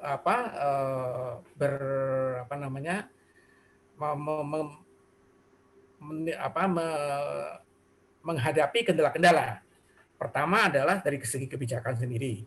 Yang kedua adalah belum ada kejelasan ya atau kejelasan tentang wewenang sejauh mana mereka sebagai otoritas pelabuhan atau sebagai landlord, karena di sana masih ada KSOP kan gitu, yang masih di Kementerian Perhubungan. Itu juga harus diselesaikan kan gitu. Atau kalau pemerintah kalau mau diselesaikan atau dikelola oleh Kementerian Perhubungan, juga Kementerian Perhubungan terlalu berat tugasnya karena dia mengelola seluruh Indonesia, masa dia hanya berpikir tentang Batam saja. Nah, jadi itu permasalahan-permasalahannya yang harus kita pikirkan ya. Oke, itu dari segi kebijakan. Nah, setelah itu kita melihat menuju ke arah sana itu apa? Nah, ini. Jadi kita harus membuat kebutuhan ya. Kebutuhan dari perhitungan fasilitas pelabuhan. Pertama adalah kita harus menghitung throughput-nya. Ya, nah ini sering-sering di dalam perencanaan itu kita menetapkan throughput yang salah. Kemudian pemilihan peralatan juga suka salah. Prosedur operasi tadi Pak Kemal juga bicara. Kemudian buruknya kebijakan tenaga kerja. Ya. Nah, oleh sebab itu makanya di dalam merencanakan terminal itu kita harus mengkaji masalah desain dan pengembangan terminal peti kemas ya secara efektif. Kemudian bentuk dari terminal yang tidak sesuai itu akan menimbulkan gangguan. Nah, itu ya. Kemudian harus mempertimbangkan kedua aspek vital, desain, kemudian kebutuhan luas lahan dan konfigurasi. Ini saya tidak akan bicara detail sekali, tapi poin-poinnya saja yang penting ya. Nah, waktu pertama kali kita menentukan luasnya dulu, ya, luasnya terminal. Jadi bukan melihat panjang dermaga, tapi luas terminal dulu dengan expected cargo yang ada. Misalnya 10 juta TEUs. Berapa kebutuhan luas terminalnya dulu? Nah, setelah itu baru kita terjemahkan ke dalam bentuknya, kemudian posisi dari perairannya, kemudian kita bisa ketemu panjang dermaganya juga nantinya gitu. Nah, kita kira-kira flowchart-nya, kemudian metode yang ideal itu membuat flowchart yang memberikan garis-garis besar langkah proses perencanaan. Jadi urutannya seperti ini. Pertama adalah menentukan traffic kapal dan estimasi throughput terminal. Dinyatakan dalam TEUs ya. Kemudian kita mengestimasi proporsi dari berbagai kategori peti kemas. Ya. Dari mulai ekspor import, FCL, LCL, kosong, transshipment, khusus. Nah, penentuan proporsi peti kemas ini itu sangat penting. Kenapa? Saya membayangkan antara Pelabuhan Tanjung Priok dengan Patimban ya. Kan ada orang selalu bicara dengan adanya Patimban, Tanjung Priok akan tutup kan gitu, karena dia apa namanya tergantikan atau merupakan pesaing kan gitu. Nah, sebetulnya tidak begitu saja, karena apa? Ekspor impor sama inter island itu bisa berbeda kebutuhannya. Kalau misalnya demand-nya ada di Jakarta, yang penting adalah ekspor impor. Import. Tapi kalau demand-nya tidak di Jakarta, demand-nya di daerah timur ya, Cikarang dan sebagainya, itu juga import yang penting. Kenapa? Karena jumlah penduduk itu lebih padat di sekitar DKI Jakarta dibandingkan dengan di daerah timur. Oleh sebab itu kita harus mengestimasi kategorinya ya, ekspor import, kemudian transshipment khusus dan sebagainya. Nah, jadi bukan berarti dengan adanya Patimban Priok akan tutup. Karena apa? Importnya tetap ada di Jakarta karena dia demand-nya ada di situ. Tapi ekspor melalui Patimban. Nah, itu contohnya ya. Nah, kemudian kita lihat perkiraan luas ya dan konfigurasi terminal untuk ada. Kemudian kita juga memilih sistem penanganan peti kemas sesuai dengan terminal yang direncanakan. Kemudian kita harus melihat denah yang cocok seperti apa dan sebagainya. Nah, ini kalau di kuliah itu sangat detail ya. Tapi prinsipnya seperti ini. Kita juga harus tahu picking factor, dwelling time, stacking head dan sebagainya. Saya nggak akan bicara detail di sini. Nah, kira-kira gini. Kalau kontainer trafficnya seperti ini ya, kita tahu throughputnya, kemudian statusnya ini penting. FCL full container load, ini LCL less container load, ini import export ya, kemudian empty ya dan sebagainya. Nah, kita melihat di sini ada picking factor, dwelling time, safety factor sama stacking head. Nah, stacking head ini biasanya antara 3 sampai 9 kita bikin. Kenapa? Karena untuk kontainer kosong dia bisa stacking head sampai 9. Kemudian safety faktornya kita harus menghitung sekitar 1,3 gitu. Nah, dwelling time-nya bisa saja antara 3 tadi Pak Kemal bilang 7 ya, 7 kurang dari 7 hari. Nah, di sini kita bisa 3 sampai 5 hari ya. Kemudian picking factor biasanya diambil 25%. Nah, ini kalau kita merencanakan terminal seperti ini ya. Kemudian kira-kira kebutuhannya seperti ini ya. Nah, oleh sebab itu kita sudah tahu di dunia ini standarnya itu stacking container itu menghabiskan sekitar 75% dari ya lahan yang ada. Jadi hanya yang other function itu hanya sekitar 25 sampai 30%. Nah, ini sudah rumus ini ya, sudah rumus umum di dunia. Nah, kita membuat ini. Oke. Kemudian di sini kebutuhannya, nah ini luas terminal sekitar 30 sampai 50 hektar minimalnya. Jadi kalau NPCT1 itu 500 dikalikan 800 itu berapa? Sekitar 40 hektar. Itu baru satu terminal. Nah, kalau di Tanjung Priok itu rencananya NPC2 itu panjangnya 2 dan 3 itu 1.600 meter, ya kan? Ke belakangnya 500 meteran kira-kira. Nah, jadi bisa dibayangkan betapa luasnya yang akan dibangun oleh Kali Baru ya. Karena yang baru selesai sekarang NPCT1. Nah, untuk Batam cukup antara 30 sampai 50 hektar. Karena 200.000 TIUs itu kira-kira perlu sekitar 3 hektar ya. Nah, jadi bisa dibayangkan kalau 3 hektar, kalau dia 10 kali lipat berarti dia sudah 3 juta. Bisa menampung kapasitas 3 juta TIUs. Jadi sudah cukup Batu Ampar itu sebagai hub port ya, hub port di situ. Jadi kita nggak usah besar-besar, yang penting bisa membesarkan Batam itu. Dan yang sangat menyedihkan posisi Batam sekarang, Batu Ampar khususnya itu lebih dari 50% itu yang bertambat di situ adalah tongkang-tongkang, kemudian kapal-kapal domestic liner itu justru yang besar itu adalah domestic liner, kapal-kapalnya Spill, Tanto dan sebagainya sampai 2.700 sampai 2.500 TEU yang merapat di sana. Tetapi yang ekspor impor ke Singapura itu pakai tongkang malah. Nah, itu yang dominan di sana. Nah, itu sebetulnya sangat menyedihkan. Jadi seharusnya di sana bisa jadi transshipment juga sebetulnya gitu. Kira-kira posisinya seperti itu ya. Kemudian sistem bongkar muat, nah ini juga karena mohon maaf nih karena ada mahasiswa di sini, saya juga harus memberikan pelajaran kepada mereka.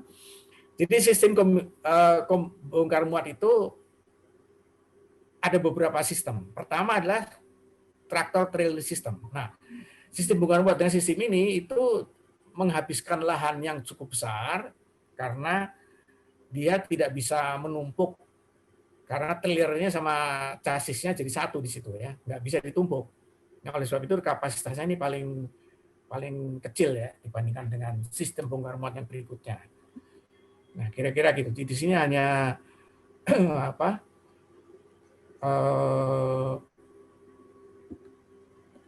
tadi sistem yang chassis sistem ya. Sekarang sistem yang straddle carrier. Nah, seperti ini. Nah, kalau straddle carrier itu dia bisa membawa satu di sini ya, bolak-balik di sini.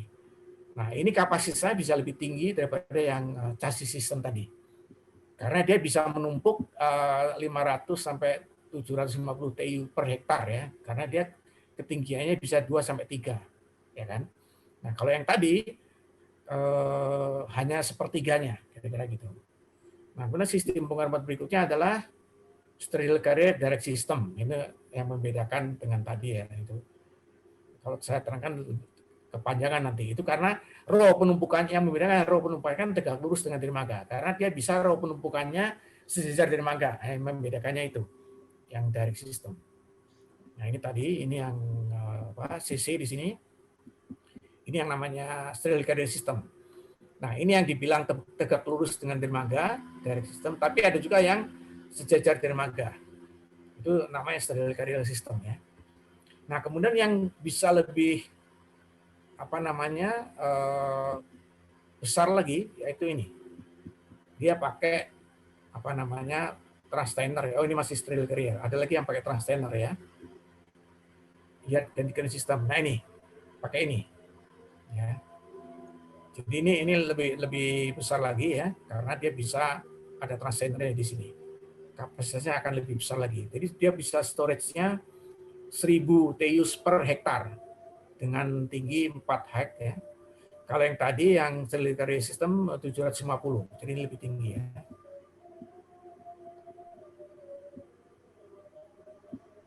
Sebentar, ini ada yang masuk nih. Ya, saya teruskan. Terus ada lagi yang kombinasi ya, sistem kombinasi. Masih kedengaran Pak Ajib? Ya, masih silakan. Ya, nah, juga kombinasi sistem. Ini saya percepat aja ya. Kombinasi sistem ini dari yang tadi semua itu dikombinasikan, termasuk pakai otomatisasi ya. Saya percepat aja nih. Nah ini rail mounted automated system, tadi disebut Pak Kemal juga sudah menyebutkan. Nah kita inginkan nanti suatu saat Batam juga harus bisa seperti ini, automated system gitu loh. Meskipun kita tetap tidak akan bisa bersaing dengan Singapura, tapi minimal dia bisa sampai 3 juta lah gitu, automated system. Karena demand-nya atau pasarnya di sana cukup besar gitu.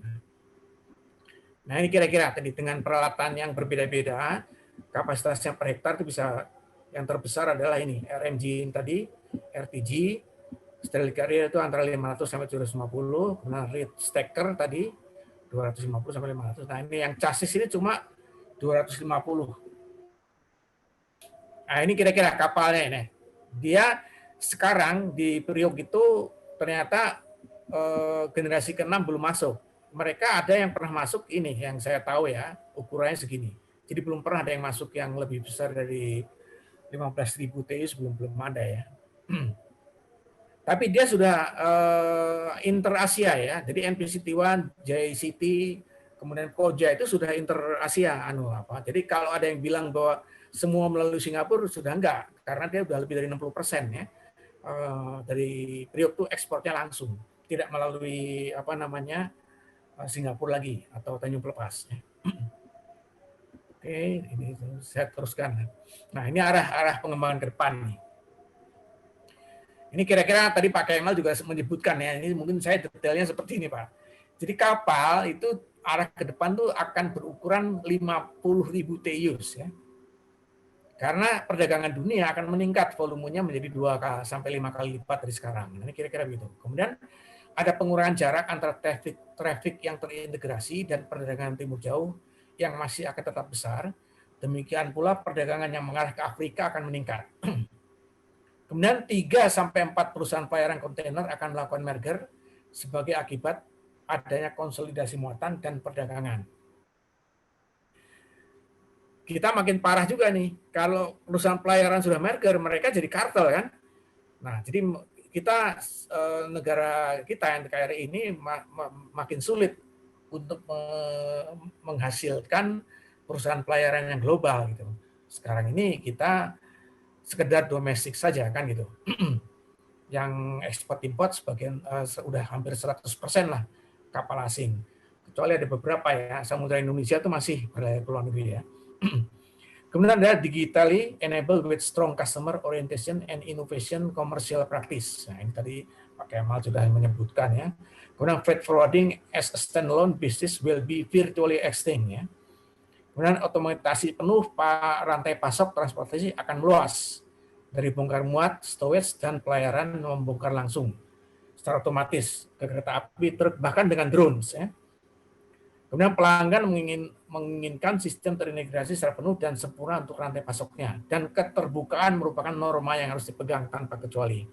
Nah, terus terang, kenapa kita ini ekspor importnya tidak begitu lancar?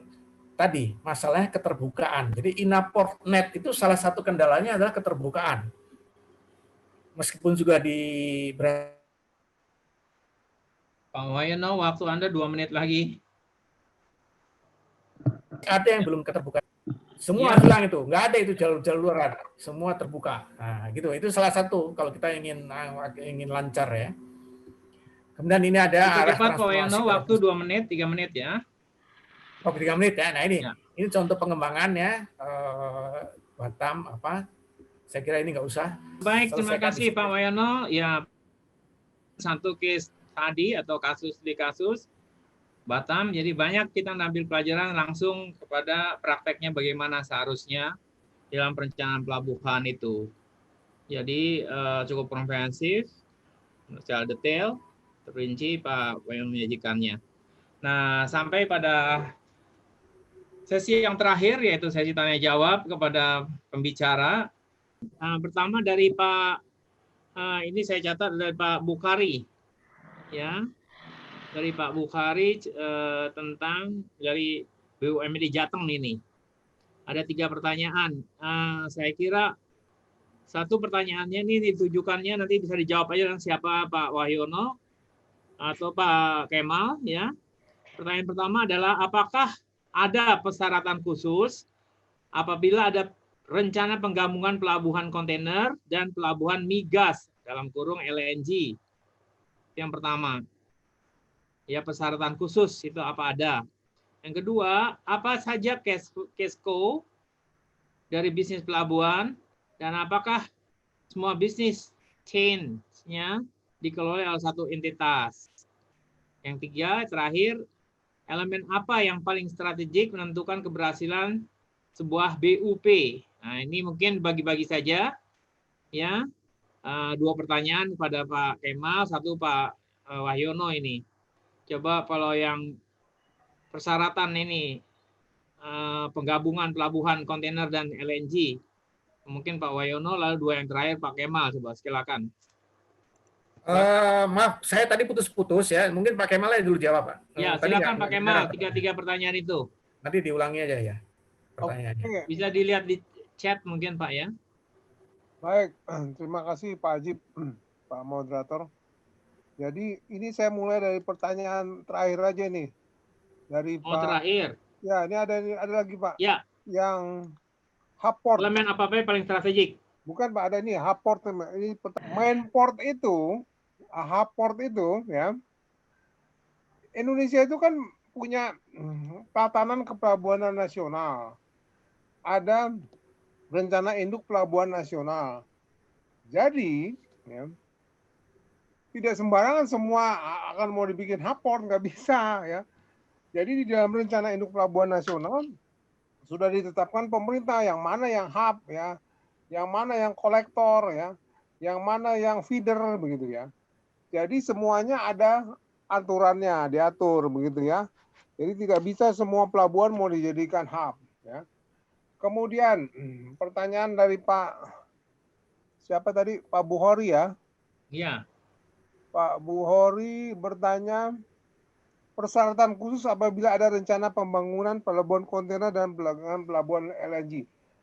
Persyaratannya hanya safety dan security, Pak Bukhari ya.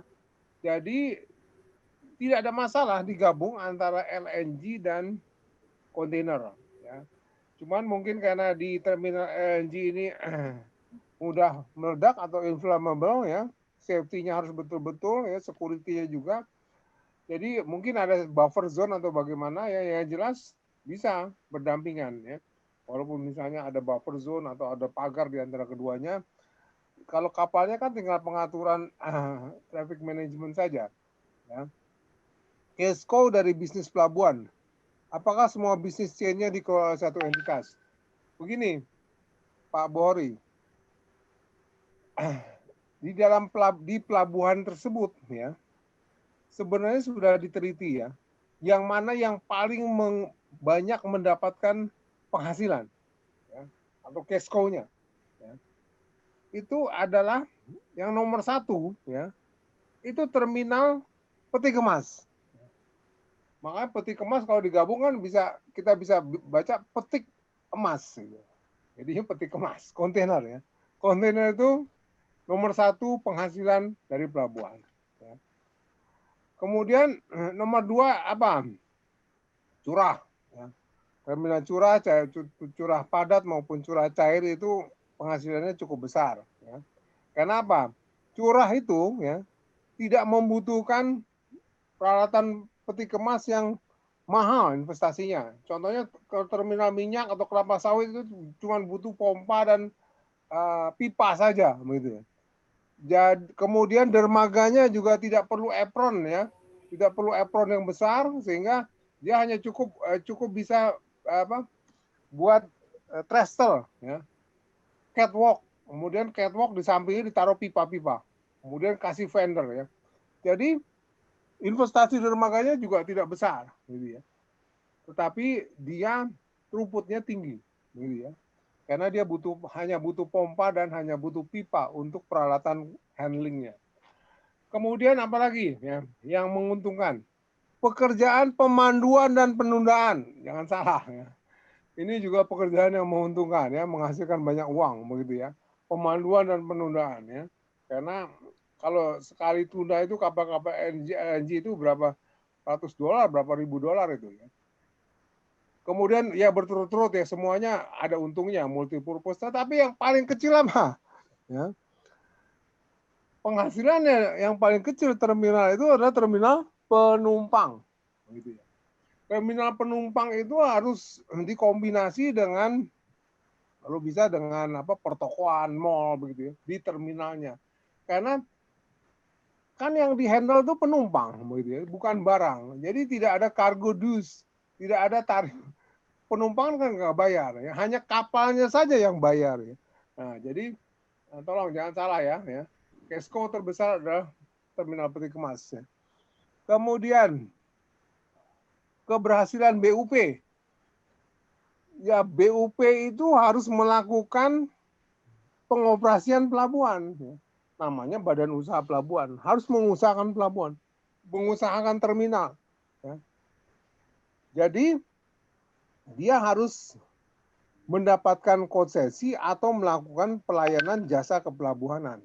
Tetapi kalau hanya pelayanan jasa kepelabuhanan ya seperti PBM misalnya ya, dia tidak perlu BUP gitu. Jadi apa? Ya BUP harus mengelola pelabuhan, harus punya konsesi pelabuhan umum. Kalau dia mengelola Tersus bagaimana, Pak? Tersus itu tidak perlu BUP. Tapi bisa dikerjasamakan dengan BUP boleh juga kalau memang dia lebih. Saya lihat ada beberapa terminal khusus yang bekerja sama dengan BUP untuk pengelolaannya. Karena dianggap BUP ini lebih ahli misalnya, karena punya banyak tenaga ahli. Jadi BUP itu ya yang paling strategi ya itu adalah dia mengelola pelabuhan. Terutama yang besar apa? Terminal peti kemas ya, yang cash cow-nya. PowerPoint bro, pertanyaan berikutnya. Sudah nggak ada lagi ya. Udah cukup ya? Udah nggak ada ya Pak Moderator ya? Ya silakan, nggak ada lagi. Sudah ya semua. Oke, terima kasih. Ya, kita beri kesempatan. Ya, tadi sudah pertanyaan. Terima kasih Pak Wahyono dan Pak Kemal ya. Pak Kemal tadi seluruhnya pertanyaan. Nah, sekarang kita buka langsung saja pada peserta webinar untuk mengajukan pertanyaan. Saya beri kesempatan 3 orang dulu peserta ya untuk mengajukan pertanyaan, lalu nanti dijawab oleh pembicara. Silakan Pak. Silakan. Halo. Belum. Saya kira ini aja dibuka aja, host dibuka ini. Ya silakan. Baik Pak. Saya ingin tanya, Pak Hidayat ingin tanya. Ya Pak Hidayat, silakan Pak Hidayat. Baik, terima kasih. Terutama ditujukan ke Pak Kemal nih. Tadi Pak Kemal bilang bahwa rencana pengembangan pelabuhan Singapura itu yang begitu bombastis ya.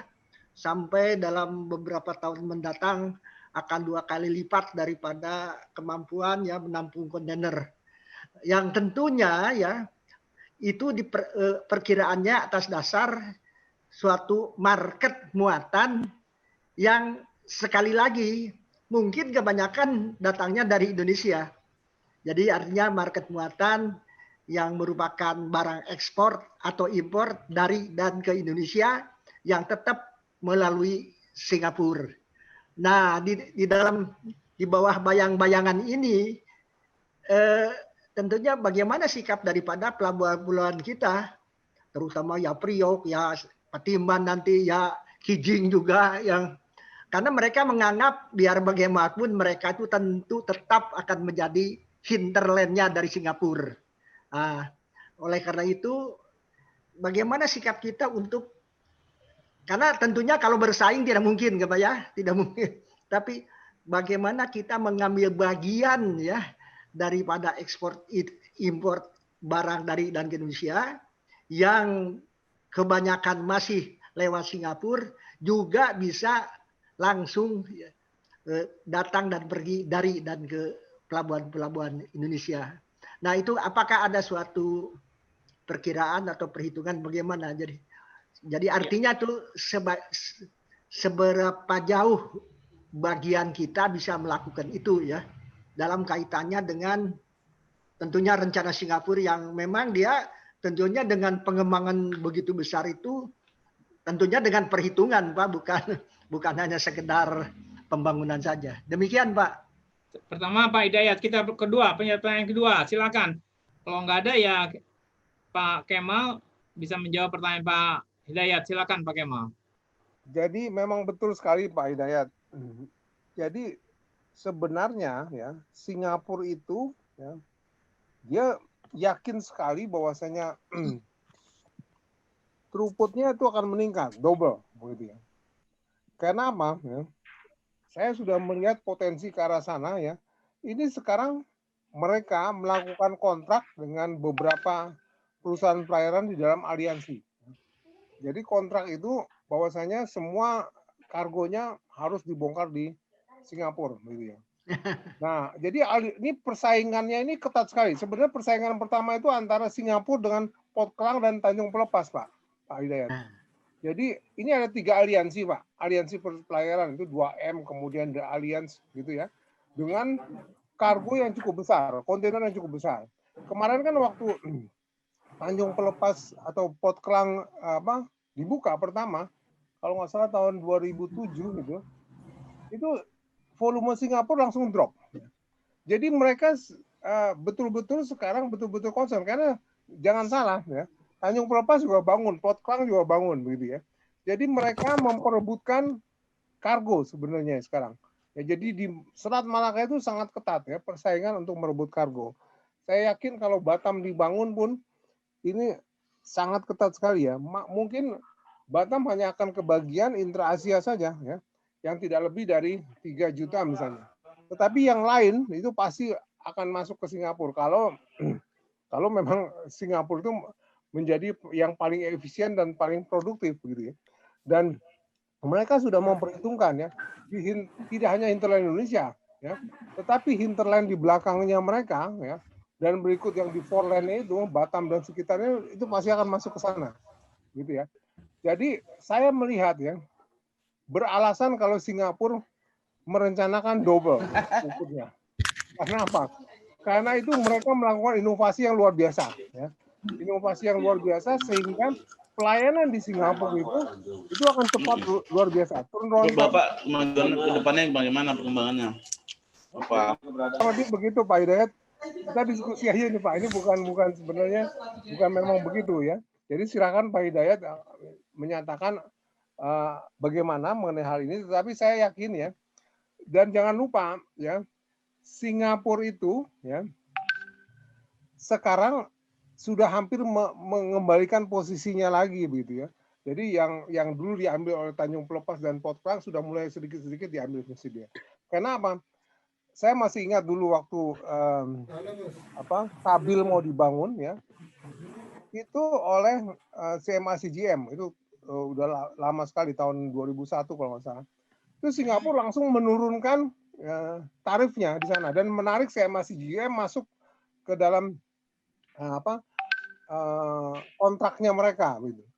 Jadi CMA CGM tidak jadi masuk ke Kabil atau membangun Kabil gitu. Karena mereka pikir ini Singapura sudah memberikan pelayanan yang luar biasa dan sudah menurunkan seluruh tarifnya buat dia, ngapain dia susah-susah membangun Kabil yang tidak begitu jelas, aturannya juga nggak begitu jelas. Jadi saya yakin ya, ini sebenarnya ancaman buat kita ya, cuman ya kita harus bergerak, harus melakukan berat ini. sesuatu untuk menghadapi ini. Hinterlandnya ya Indonesia ini juga pasti nanti mereka mau tarik lagi, Pak. Yang sudah diambil oleh Tanjung Priok sekarang mungkin dia akan ditarik lagi. Demikian karena ambisi dia akan menjadi nomor 1 di dunia lagi, mengalahkan Shanghai gitu. Dan kemungkinan ini bisa terjadi. Ya demikian Pak Hidayat. Ya, terima kasih Pak Kemal. Ya, Pak Hidayat saya kira cukup ya. Ya, baik, terima kasih. Terima kasih sama-sama. Lanjut pada penanya kedua. Silakan penanya kedua. Ya, di sini Abdul Wahid menanyakan saya lihat Muhammad Farhan di Singapura kalau punya armada yang cukup banyak. Ini tanggapan nih Pak Abdul Wahid, bukan pertanyaan ya. Indonesia bisa tidak jadi feeder Singapura kalau Indonesia punya armada kapal yang cukup banyak dan punya ikatan bisnis yang kuat dengan pemilik kargo yang baik. Jadi ini coba ditanggapi Pak Wahyono, mungkin Pak Wahyono. Kita tahu ya, armada kapal domestik itu kita sudah kuat karena ada azas kabotage, ya kan? Ada azas kabotage. Jadi kita punya 53 operator yang berkeliling seluruh Indonesia. Kira-kira pasarnya sekitar 15 juta TEUs ya. Nah, itu sudah berjalan. Nah, yang kita masih armada kapal asing itu adalah ekspor impor. Kira-kira kalau di Tanjung Priok itu sekarang TEUs-nya lebih dari 6 juta ya. Itu kira-kira 1,1 itu adalah domestik. Nah, berarti sisanya itu ekspor impor. Itu masih 100% kapal asing. Demikian pula Surabaya. Nah, oleh sebab itu, oleh sebab itu kita akan sulit bersaing dari segi kapalnya sendiri gitu. Bisnis pelayarannya tadi yang Pak Kemal bilang, mereka sudah kartel gitu loh. Dan bisnis pelayaran sendiri sudah berkolaborasi dengan operator-operator di dunia, termasuk operator-operator yang besar itu, mainline operator kapal itu sama shipping ya, sama operator pelabuhan itu mereka sudah berkolaborasi. Nah, kita sulit bersaing di situ. Namun demikian bukan berarti kita menyerah ya. Tetap harus diusahakan Pak Abdullah Wahid. Jadi Bapak benar, kalau kita punya kapal sendiri kita nggak akan lewat Singapura. Tapi untuk membuat kita punya kapal sendiri atau perusahaan pelayanan kita kuat juga cukup berat gitu loh. Nah, oleh sebab itu ya posisinya seperti sekarang. Sedangkan pelayaran dan domestik saja yang sudah dilindungi itu juga masih sulit sekarang kan. Tarif pelabuhan aja dianggapnya tinggi oleh mereka, padahal sebetulnya enggak kan gitu. Jadi kira-kira gitu Pak Abdullah Wahid. Ya. Tadi ada yang nanya tentang Batam, kalau nggak salah Pak Ajib, coba siapa ya tadi ya? Ada Pak Saat, Pak ini. Nanya tentang Batam ya, bisa nggak dikembangkan gitu? Ya kan? Jadi Ya. Pak, jadi gini, Ya, kalau ulangi ya, mohon izin bertanya tentang Pelabuhan Batam. ya, Yang dimana sempat trending mengenai masalah tumpang tindih kewenangan Pelabuhan Batam terkait kewenangan pelabuhan. Bagaimana tanggapan Bapak sekalian tentang masalah ini? Tumpang tindih kewenangan Pak Wahyono, dan apa perlu dibuatkan alur bisnis yang segi kelembagaan? Jadi coba silakan Pak Wahyono. Oke, jadi sebetulnya itu sekarang sudah ada SK bersama antara Dirjen Perhubungan Laut atau Kementerian Perhubungan dengan Otorita Batam. Sudah ada. Jadi mereka itu sudah membagi kewenangan hak dan kewajiban masing-masing. Kalau dulu kan masih belum jelas ya. Sekarang Ketua Otorita Batam itu merangkap sebagai Wali Kota Batam. Kemudian sudah ada SK bersama antara Menteri Perhubungan dengan Badan Otorita Batam mengenai tugas dan tanggung jawab. Tapi kira-kira secara umum begini, kalau yang perairan itu memang sekarang sudah ada SK bersama antara Menteri Perhubungan dengan Badan Otorita Batam tentang pembagian tugas dan wewenang yang ada hubungan dengan kepelabuhanan. Nah, mereka secara umum yang perairan itu diserahkan ke KSUP. Tapi yang terminal itu sudah diambil alih, dikelola oleh BP Batam. Nah, jadi sudah jelas, jadi sudah tidak ada tumpang tindih. Hanya tetap pelabuhan-pelabuhan di khususnya Batu Ampar ya, itu akan sulit berkembang dengan kondisi seperti sekarang ini. Karena apa? Itu kan masih ada ketergantungan dari pemerintah pusat gitu loh. Kecuali kalau BP Batam sebagai otorita Batam itu dijadikan mirip-mirip seperti Pelindo sebagai operator, nah dia bisa lebih mudah untuk bergerak. Seperti Pelindo kan dia bisa nyari uang ya, bisa cari pinjaman dan sebagainya. Nah, kalau BP Batam ini statusnya masih pegawai negeri sipil gitu. Jadi kira-kira gitu yang menyebabkan dia sulit berkembang dan masih tergantung oleh pemerintah pusat. Dan pemerintah pusat sendiri itu kan urusannya banyak, Kementerian Perhubungan itu sampai seluruh Indonesia kan, nggak mungkin dia hanya ngurusin Batam saja gitu. Jadi posisinya begitu. Yang jelas ya harus ada terobosan sih untuk supaya pelabuhan di Batam bisa berkembang. Minimal dia bisa meniru Tanjung Pelepas untuk jadi operator kelas dunia gitu loh. Kira-kira gitu. Ya terima kasih. Ya terima kasih Pak Yonan untuk atas jawaban Pak Asad Sarif ya. Selanjutnya nih ada yang masih dalam Batam, ya, yaitu yang dari Pak Handinova ini. Kenapa pelabuhan Batam tidak bisa berkembang seperti tetangganya Singapura? Saya kira itu dan permasalahannya di mana, Pak? Coba mungkin Pak Yono. Oke, jadi kira-kira gini, Batam sekarang khususnya Batu Ampar ya, kalau yang lain kan kebanyakan penumpang atau CPO ya, atau berth ya. Khusus yang Batu Ampar ini yang peti kemas itu sekarang posisi sekarang itu kira-kira 350.000 TEUs, ya kan, per tahunnya. Kemudian mereka itu bongkar muatnya pakai alat sederhana, belum ada CC-nya. Dia pakai stacker, pakai top loader, pakai harbor crane ya, harbor crane itu, yang produktivitasnya masih rendah. Kalau harbor crane paling-paling cuma 7 box per hour. Terus kemudian yang ekspor import itu masih menggunakan tongkang. Yang Singapura ya, Batam Singapura itu pakai tongkang. Itu yang ekspor import justru perdagangan luar negerinya itu pakai tongkang mereka. Dan itu dibongkar di dermaga-dermaga yang draftnya cuma sekitar 5 meteran. Nah, dermaga di Batu Ampar yang agak dalam, yang sekitar 10 meter, itu memang melayani kapal-kapal domestik peti kemas, antara lain dan sebagainya. Tapi itu kan angkutan itu, makanya dia belum bisa berkembang karena kapasitas pelabuhannya masih kecil gitu. Kira-kira gitu. Kalau mau berkembang dia harus dibangun ya besar seperti Tanjung Priok ini gitu.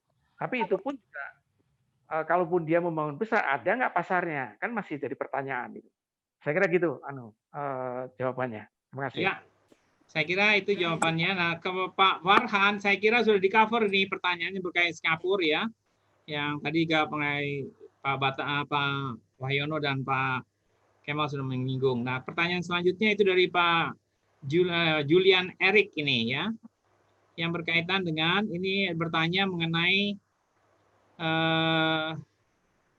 yaitu kenapa Indonesia tidak mengenakan biaya kepada kapal asing yang melalui jalur pelayaran. Apa karena sudah ada hukumnya yang menurut Bapak unclosed, merugikan atau menguntungkan Indonesia? Saya kira ini bisa dijawab sama Pak Kemal, coba ya Pak Kemal. Pak Kemal jawab itu. Ya. Silakan Pak Kemal. Kapal asing dikenakan biaya melalui jalur pelayaran Indonesia. Betul. Nah, begini, itu sudah ada aturannya. Itu adalah alur pelayaran bebas begitu ya. Jadi tidak bisa mengenakan biaya seenaknya saja, begitu ya. Jadi sekarang kalau kita belayar dari Amerika ya, nanti misalnya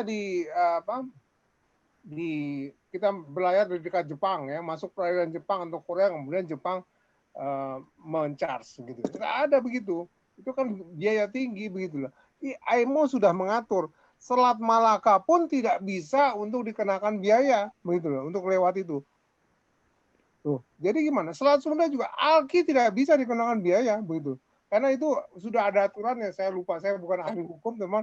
Di dalam UNCLOS itu sudah dinyatakan bahwa kapal yang melintas ini bukan udara ya, bukan ruang udara, tidak seperti pesawat terbang yang harus bayar. Enggak. Kalau laut itu free, gitu ya. Boleh semua kapal melewati.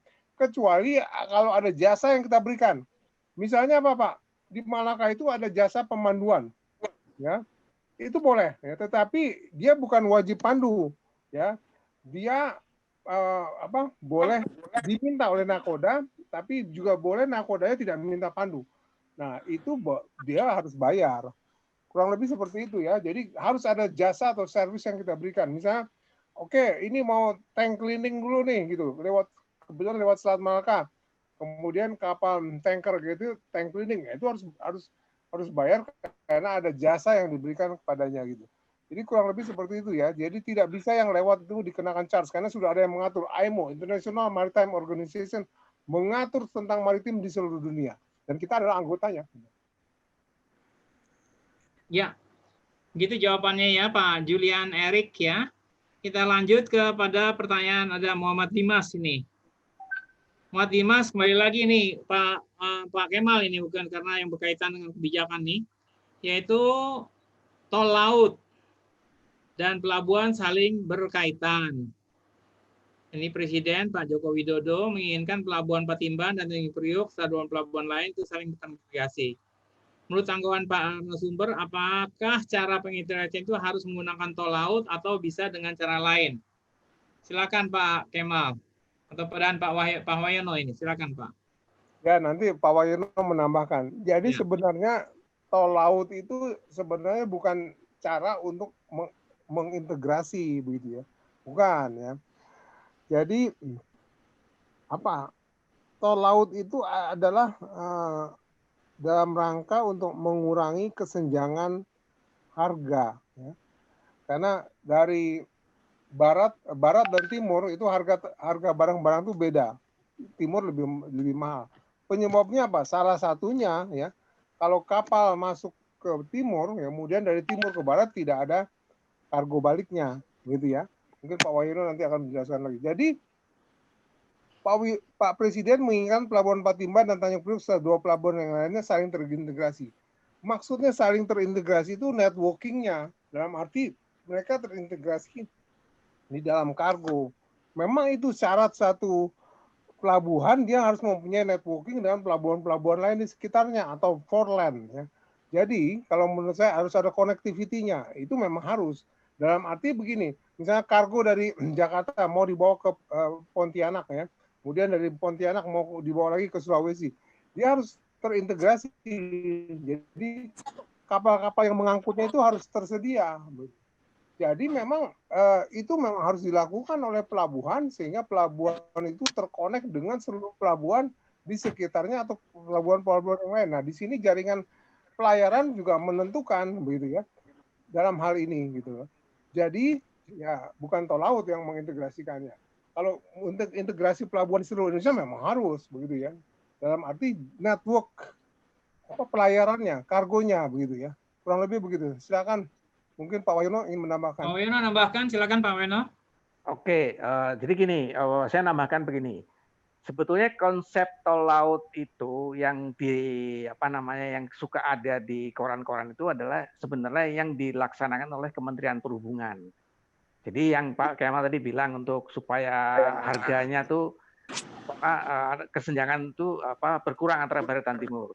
Jadi sekarang ini yang dilakukan oleh Kementerian Perhubungan itu melaksanakan program tol laut yang rutenya ada 26. Sejak 3 tahun yang lalu ada 26 rute yang sudah dilaksanakan.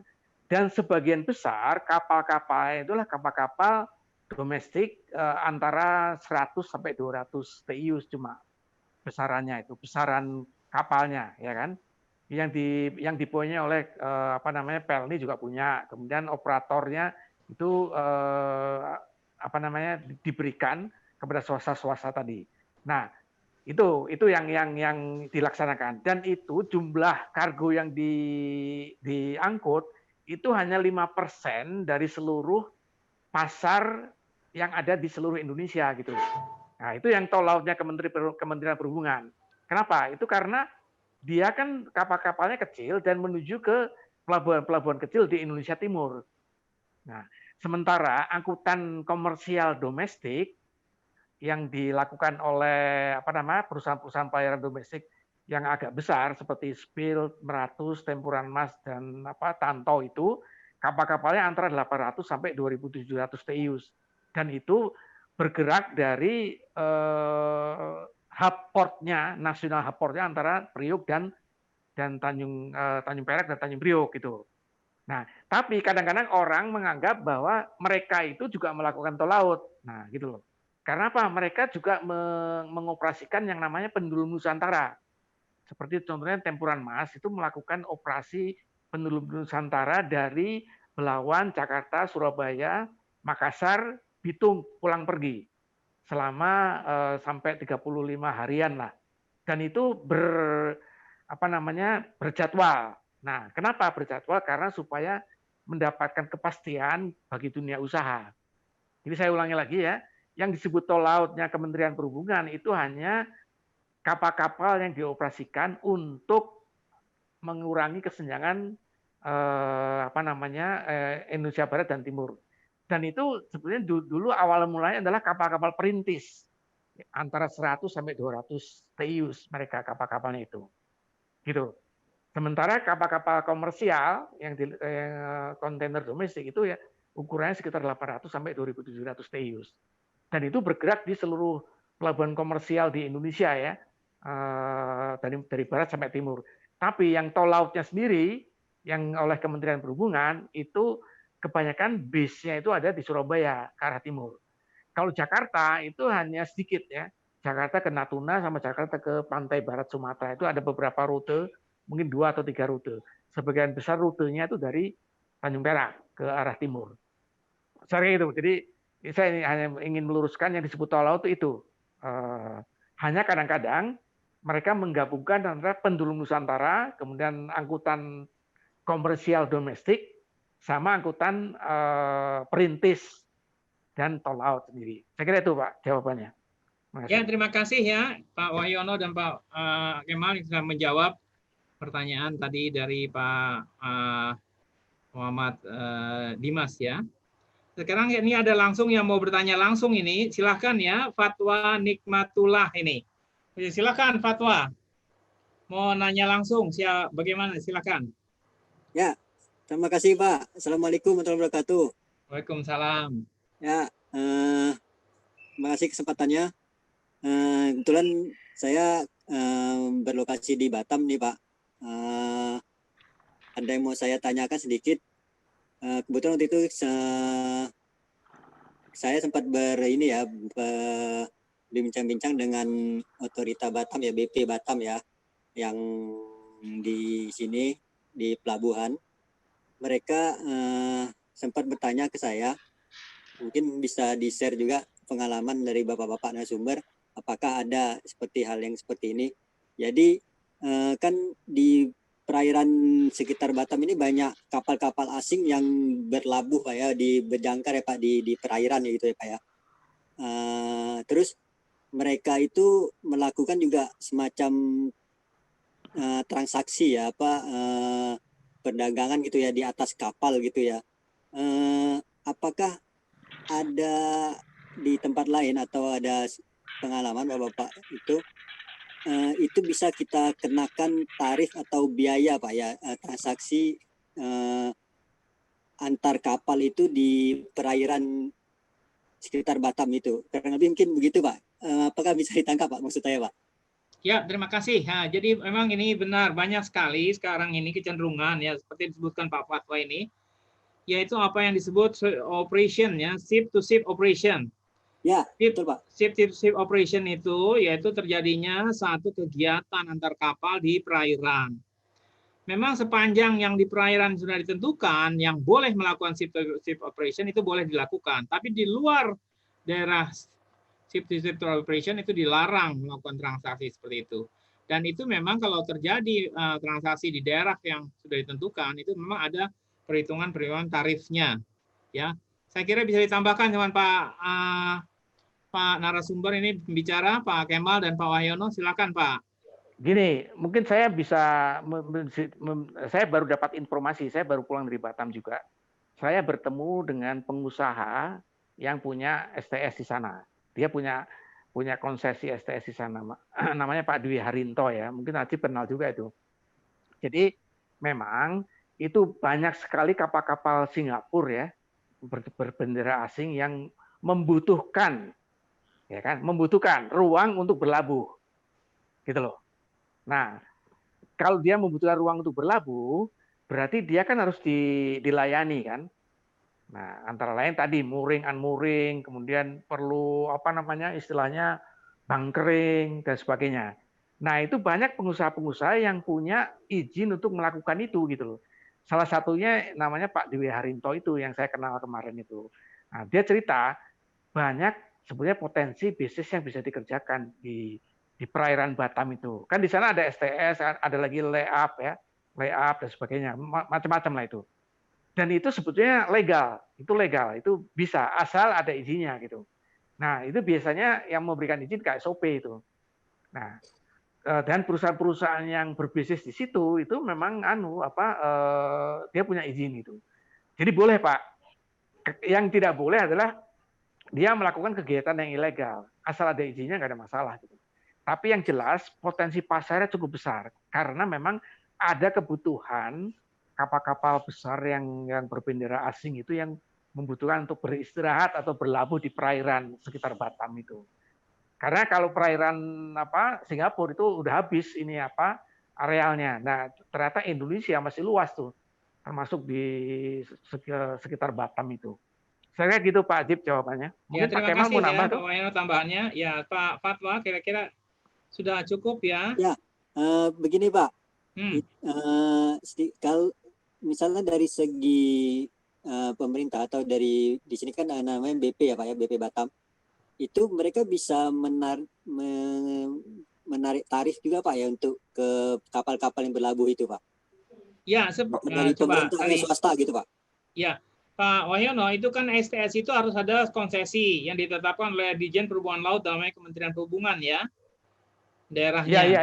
Iya. Jadi harus ada memang penetapan lokasi kegiatan STS atau let up dan lain-lainnya kepada BP Batam, ya. Lalu kalau itu langsung BP Batam melakukan pengusahaan, yaitu salah satu pengusahaan yang bisa dilakukan. Saya kira itu, Pak Fatwa. Oke, baik, Pak. Jadi gini Pak, memang ada di situ yang dipungut oleh KSOP, ada juga yang dipungut oleh BP Batam. Masalahnya kan BP Batam punya daerah DLKR, DLKP perairan tuh.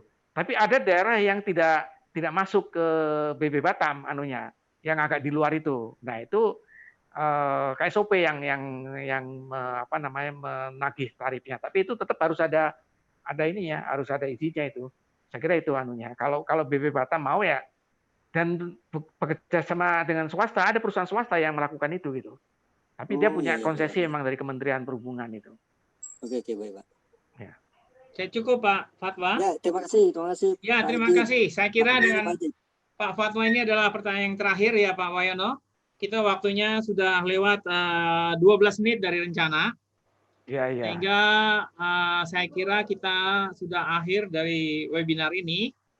Dengan ini mungkin saya ucapkan terima kasih pada peserta webinar, tapi terutama kepada para pembicara, Pak Wayono dan Pak Kemal. Kita beri applause ya kepada beliaunya ini semua. Dan untuk itu, apa yang kita sampaikan semua, kita diskusikan, dapat menambah pengetahuan atau juga pengetahuan dari Bapak dan Ibu-Ibu untuk bisa dimanfaatkan di dalam kegiatan yang berkaitan dengan pelabuhan. Kita akhiri. Ada pengumuman dari UAM Konsultan mungkin ya. Ya, silakan. Saya kembalikan dengan ini saya moderator selesai melaksanakan tugas. Wassalamualaikum warahmatullahi wabarakatuh. Silakan. Waalaikumsalam. Terima kasih Pak Ajib untuk rekan-rekan semuanya yang ingin mengikuti acara webinar. Kami akan sampaikan di link Facebook dan IG. Untuk yang belum mengikuti lengkap akan kami upload via YouTube. Link YouTube sudah kami berikan. Untuk yang inginkan sertifikat dapat lihat kembali di link registrasi atau ini sudah kami berikan, ada pembiayaan sekitar 50.000, nomor rekening di BCA dan upload di link registrasi. Mungkin itu saja Pak. Terima kasih Pak. Ya, kita akhiri ya. Jadi prinsipnya gini Pak Ajib, ini memang seminar ini kan gratis. Tapi kalau ingin sertifikat ya harus bayar biaya cetak gitu lah kira-kira gitu ya. Ya. Begitu ya. Oke. Kalau saya nggak perlu itu. Ada beberapa yang pertanyaan itu bisa menjawab pertanyaan ya untuk dapat sertifikat dan juga upload dari materinya. Iya, oke. Ya. Terima kasih Bapak-Bapak. Assalamualaikum. Kita akhiri dan dengan ini kita meninggalkan. Terima kasih.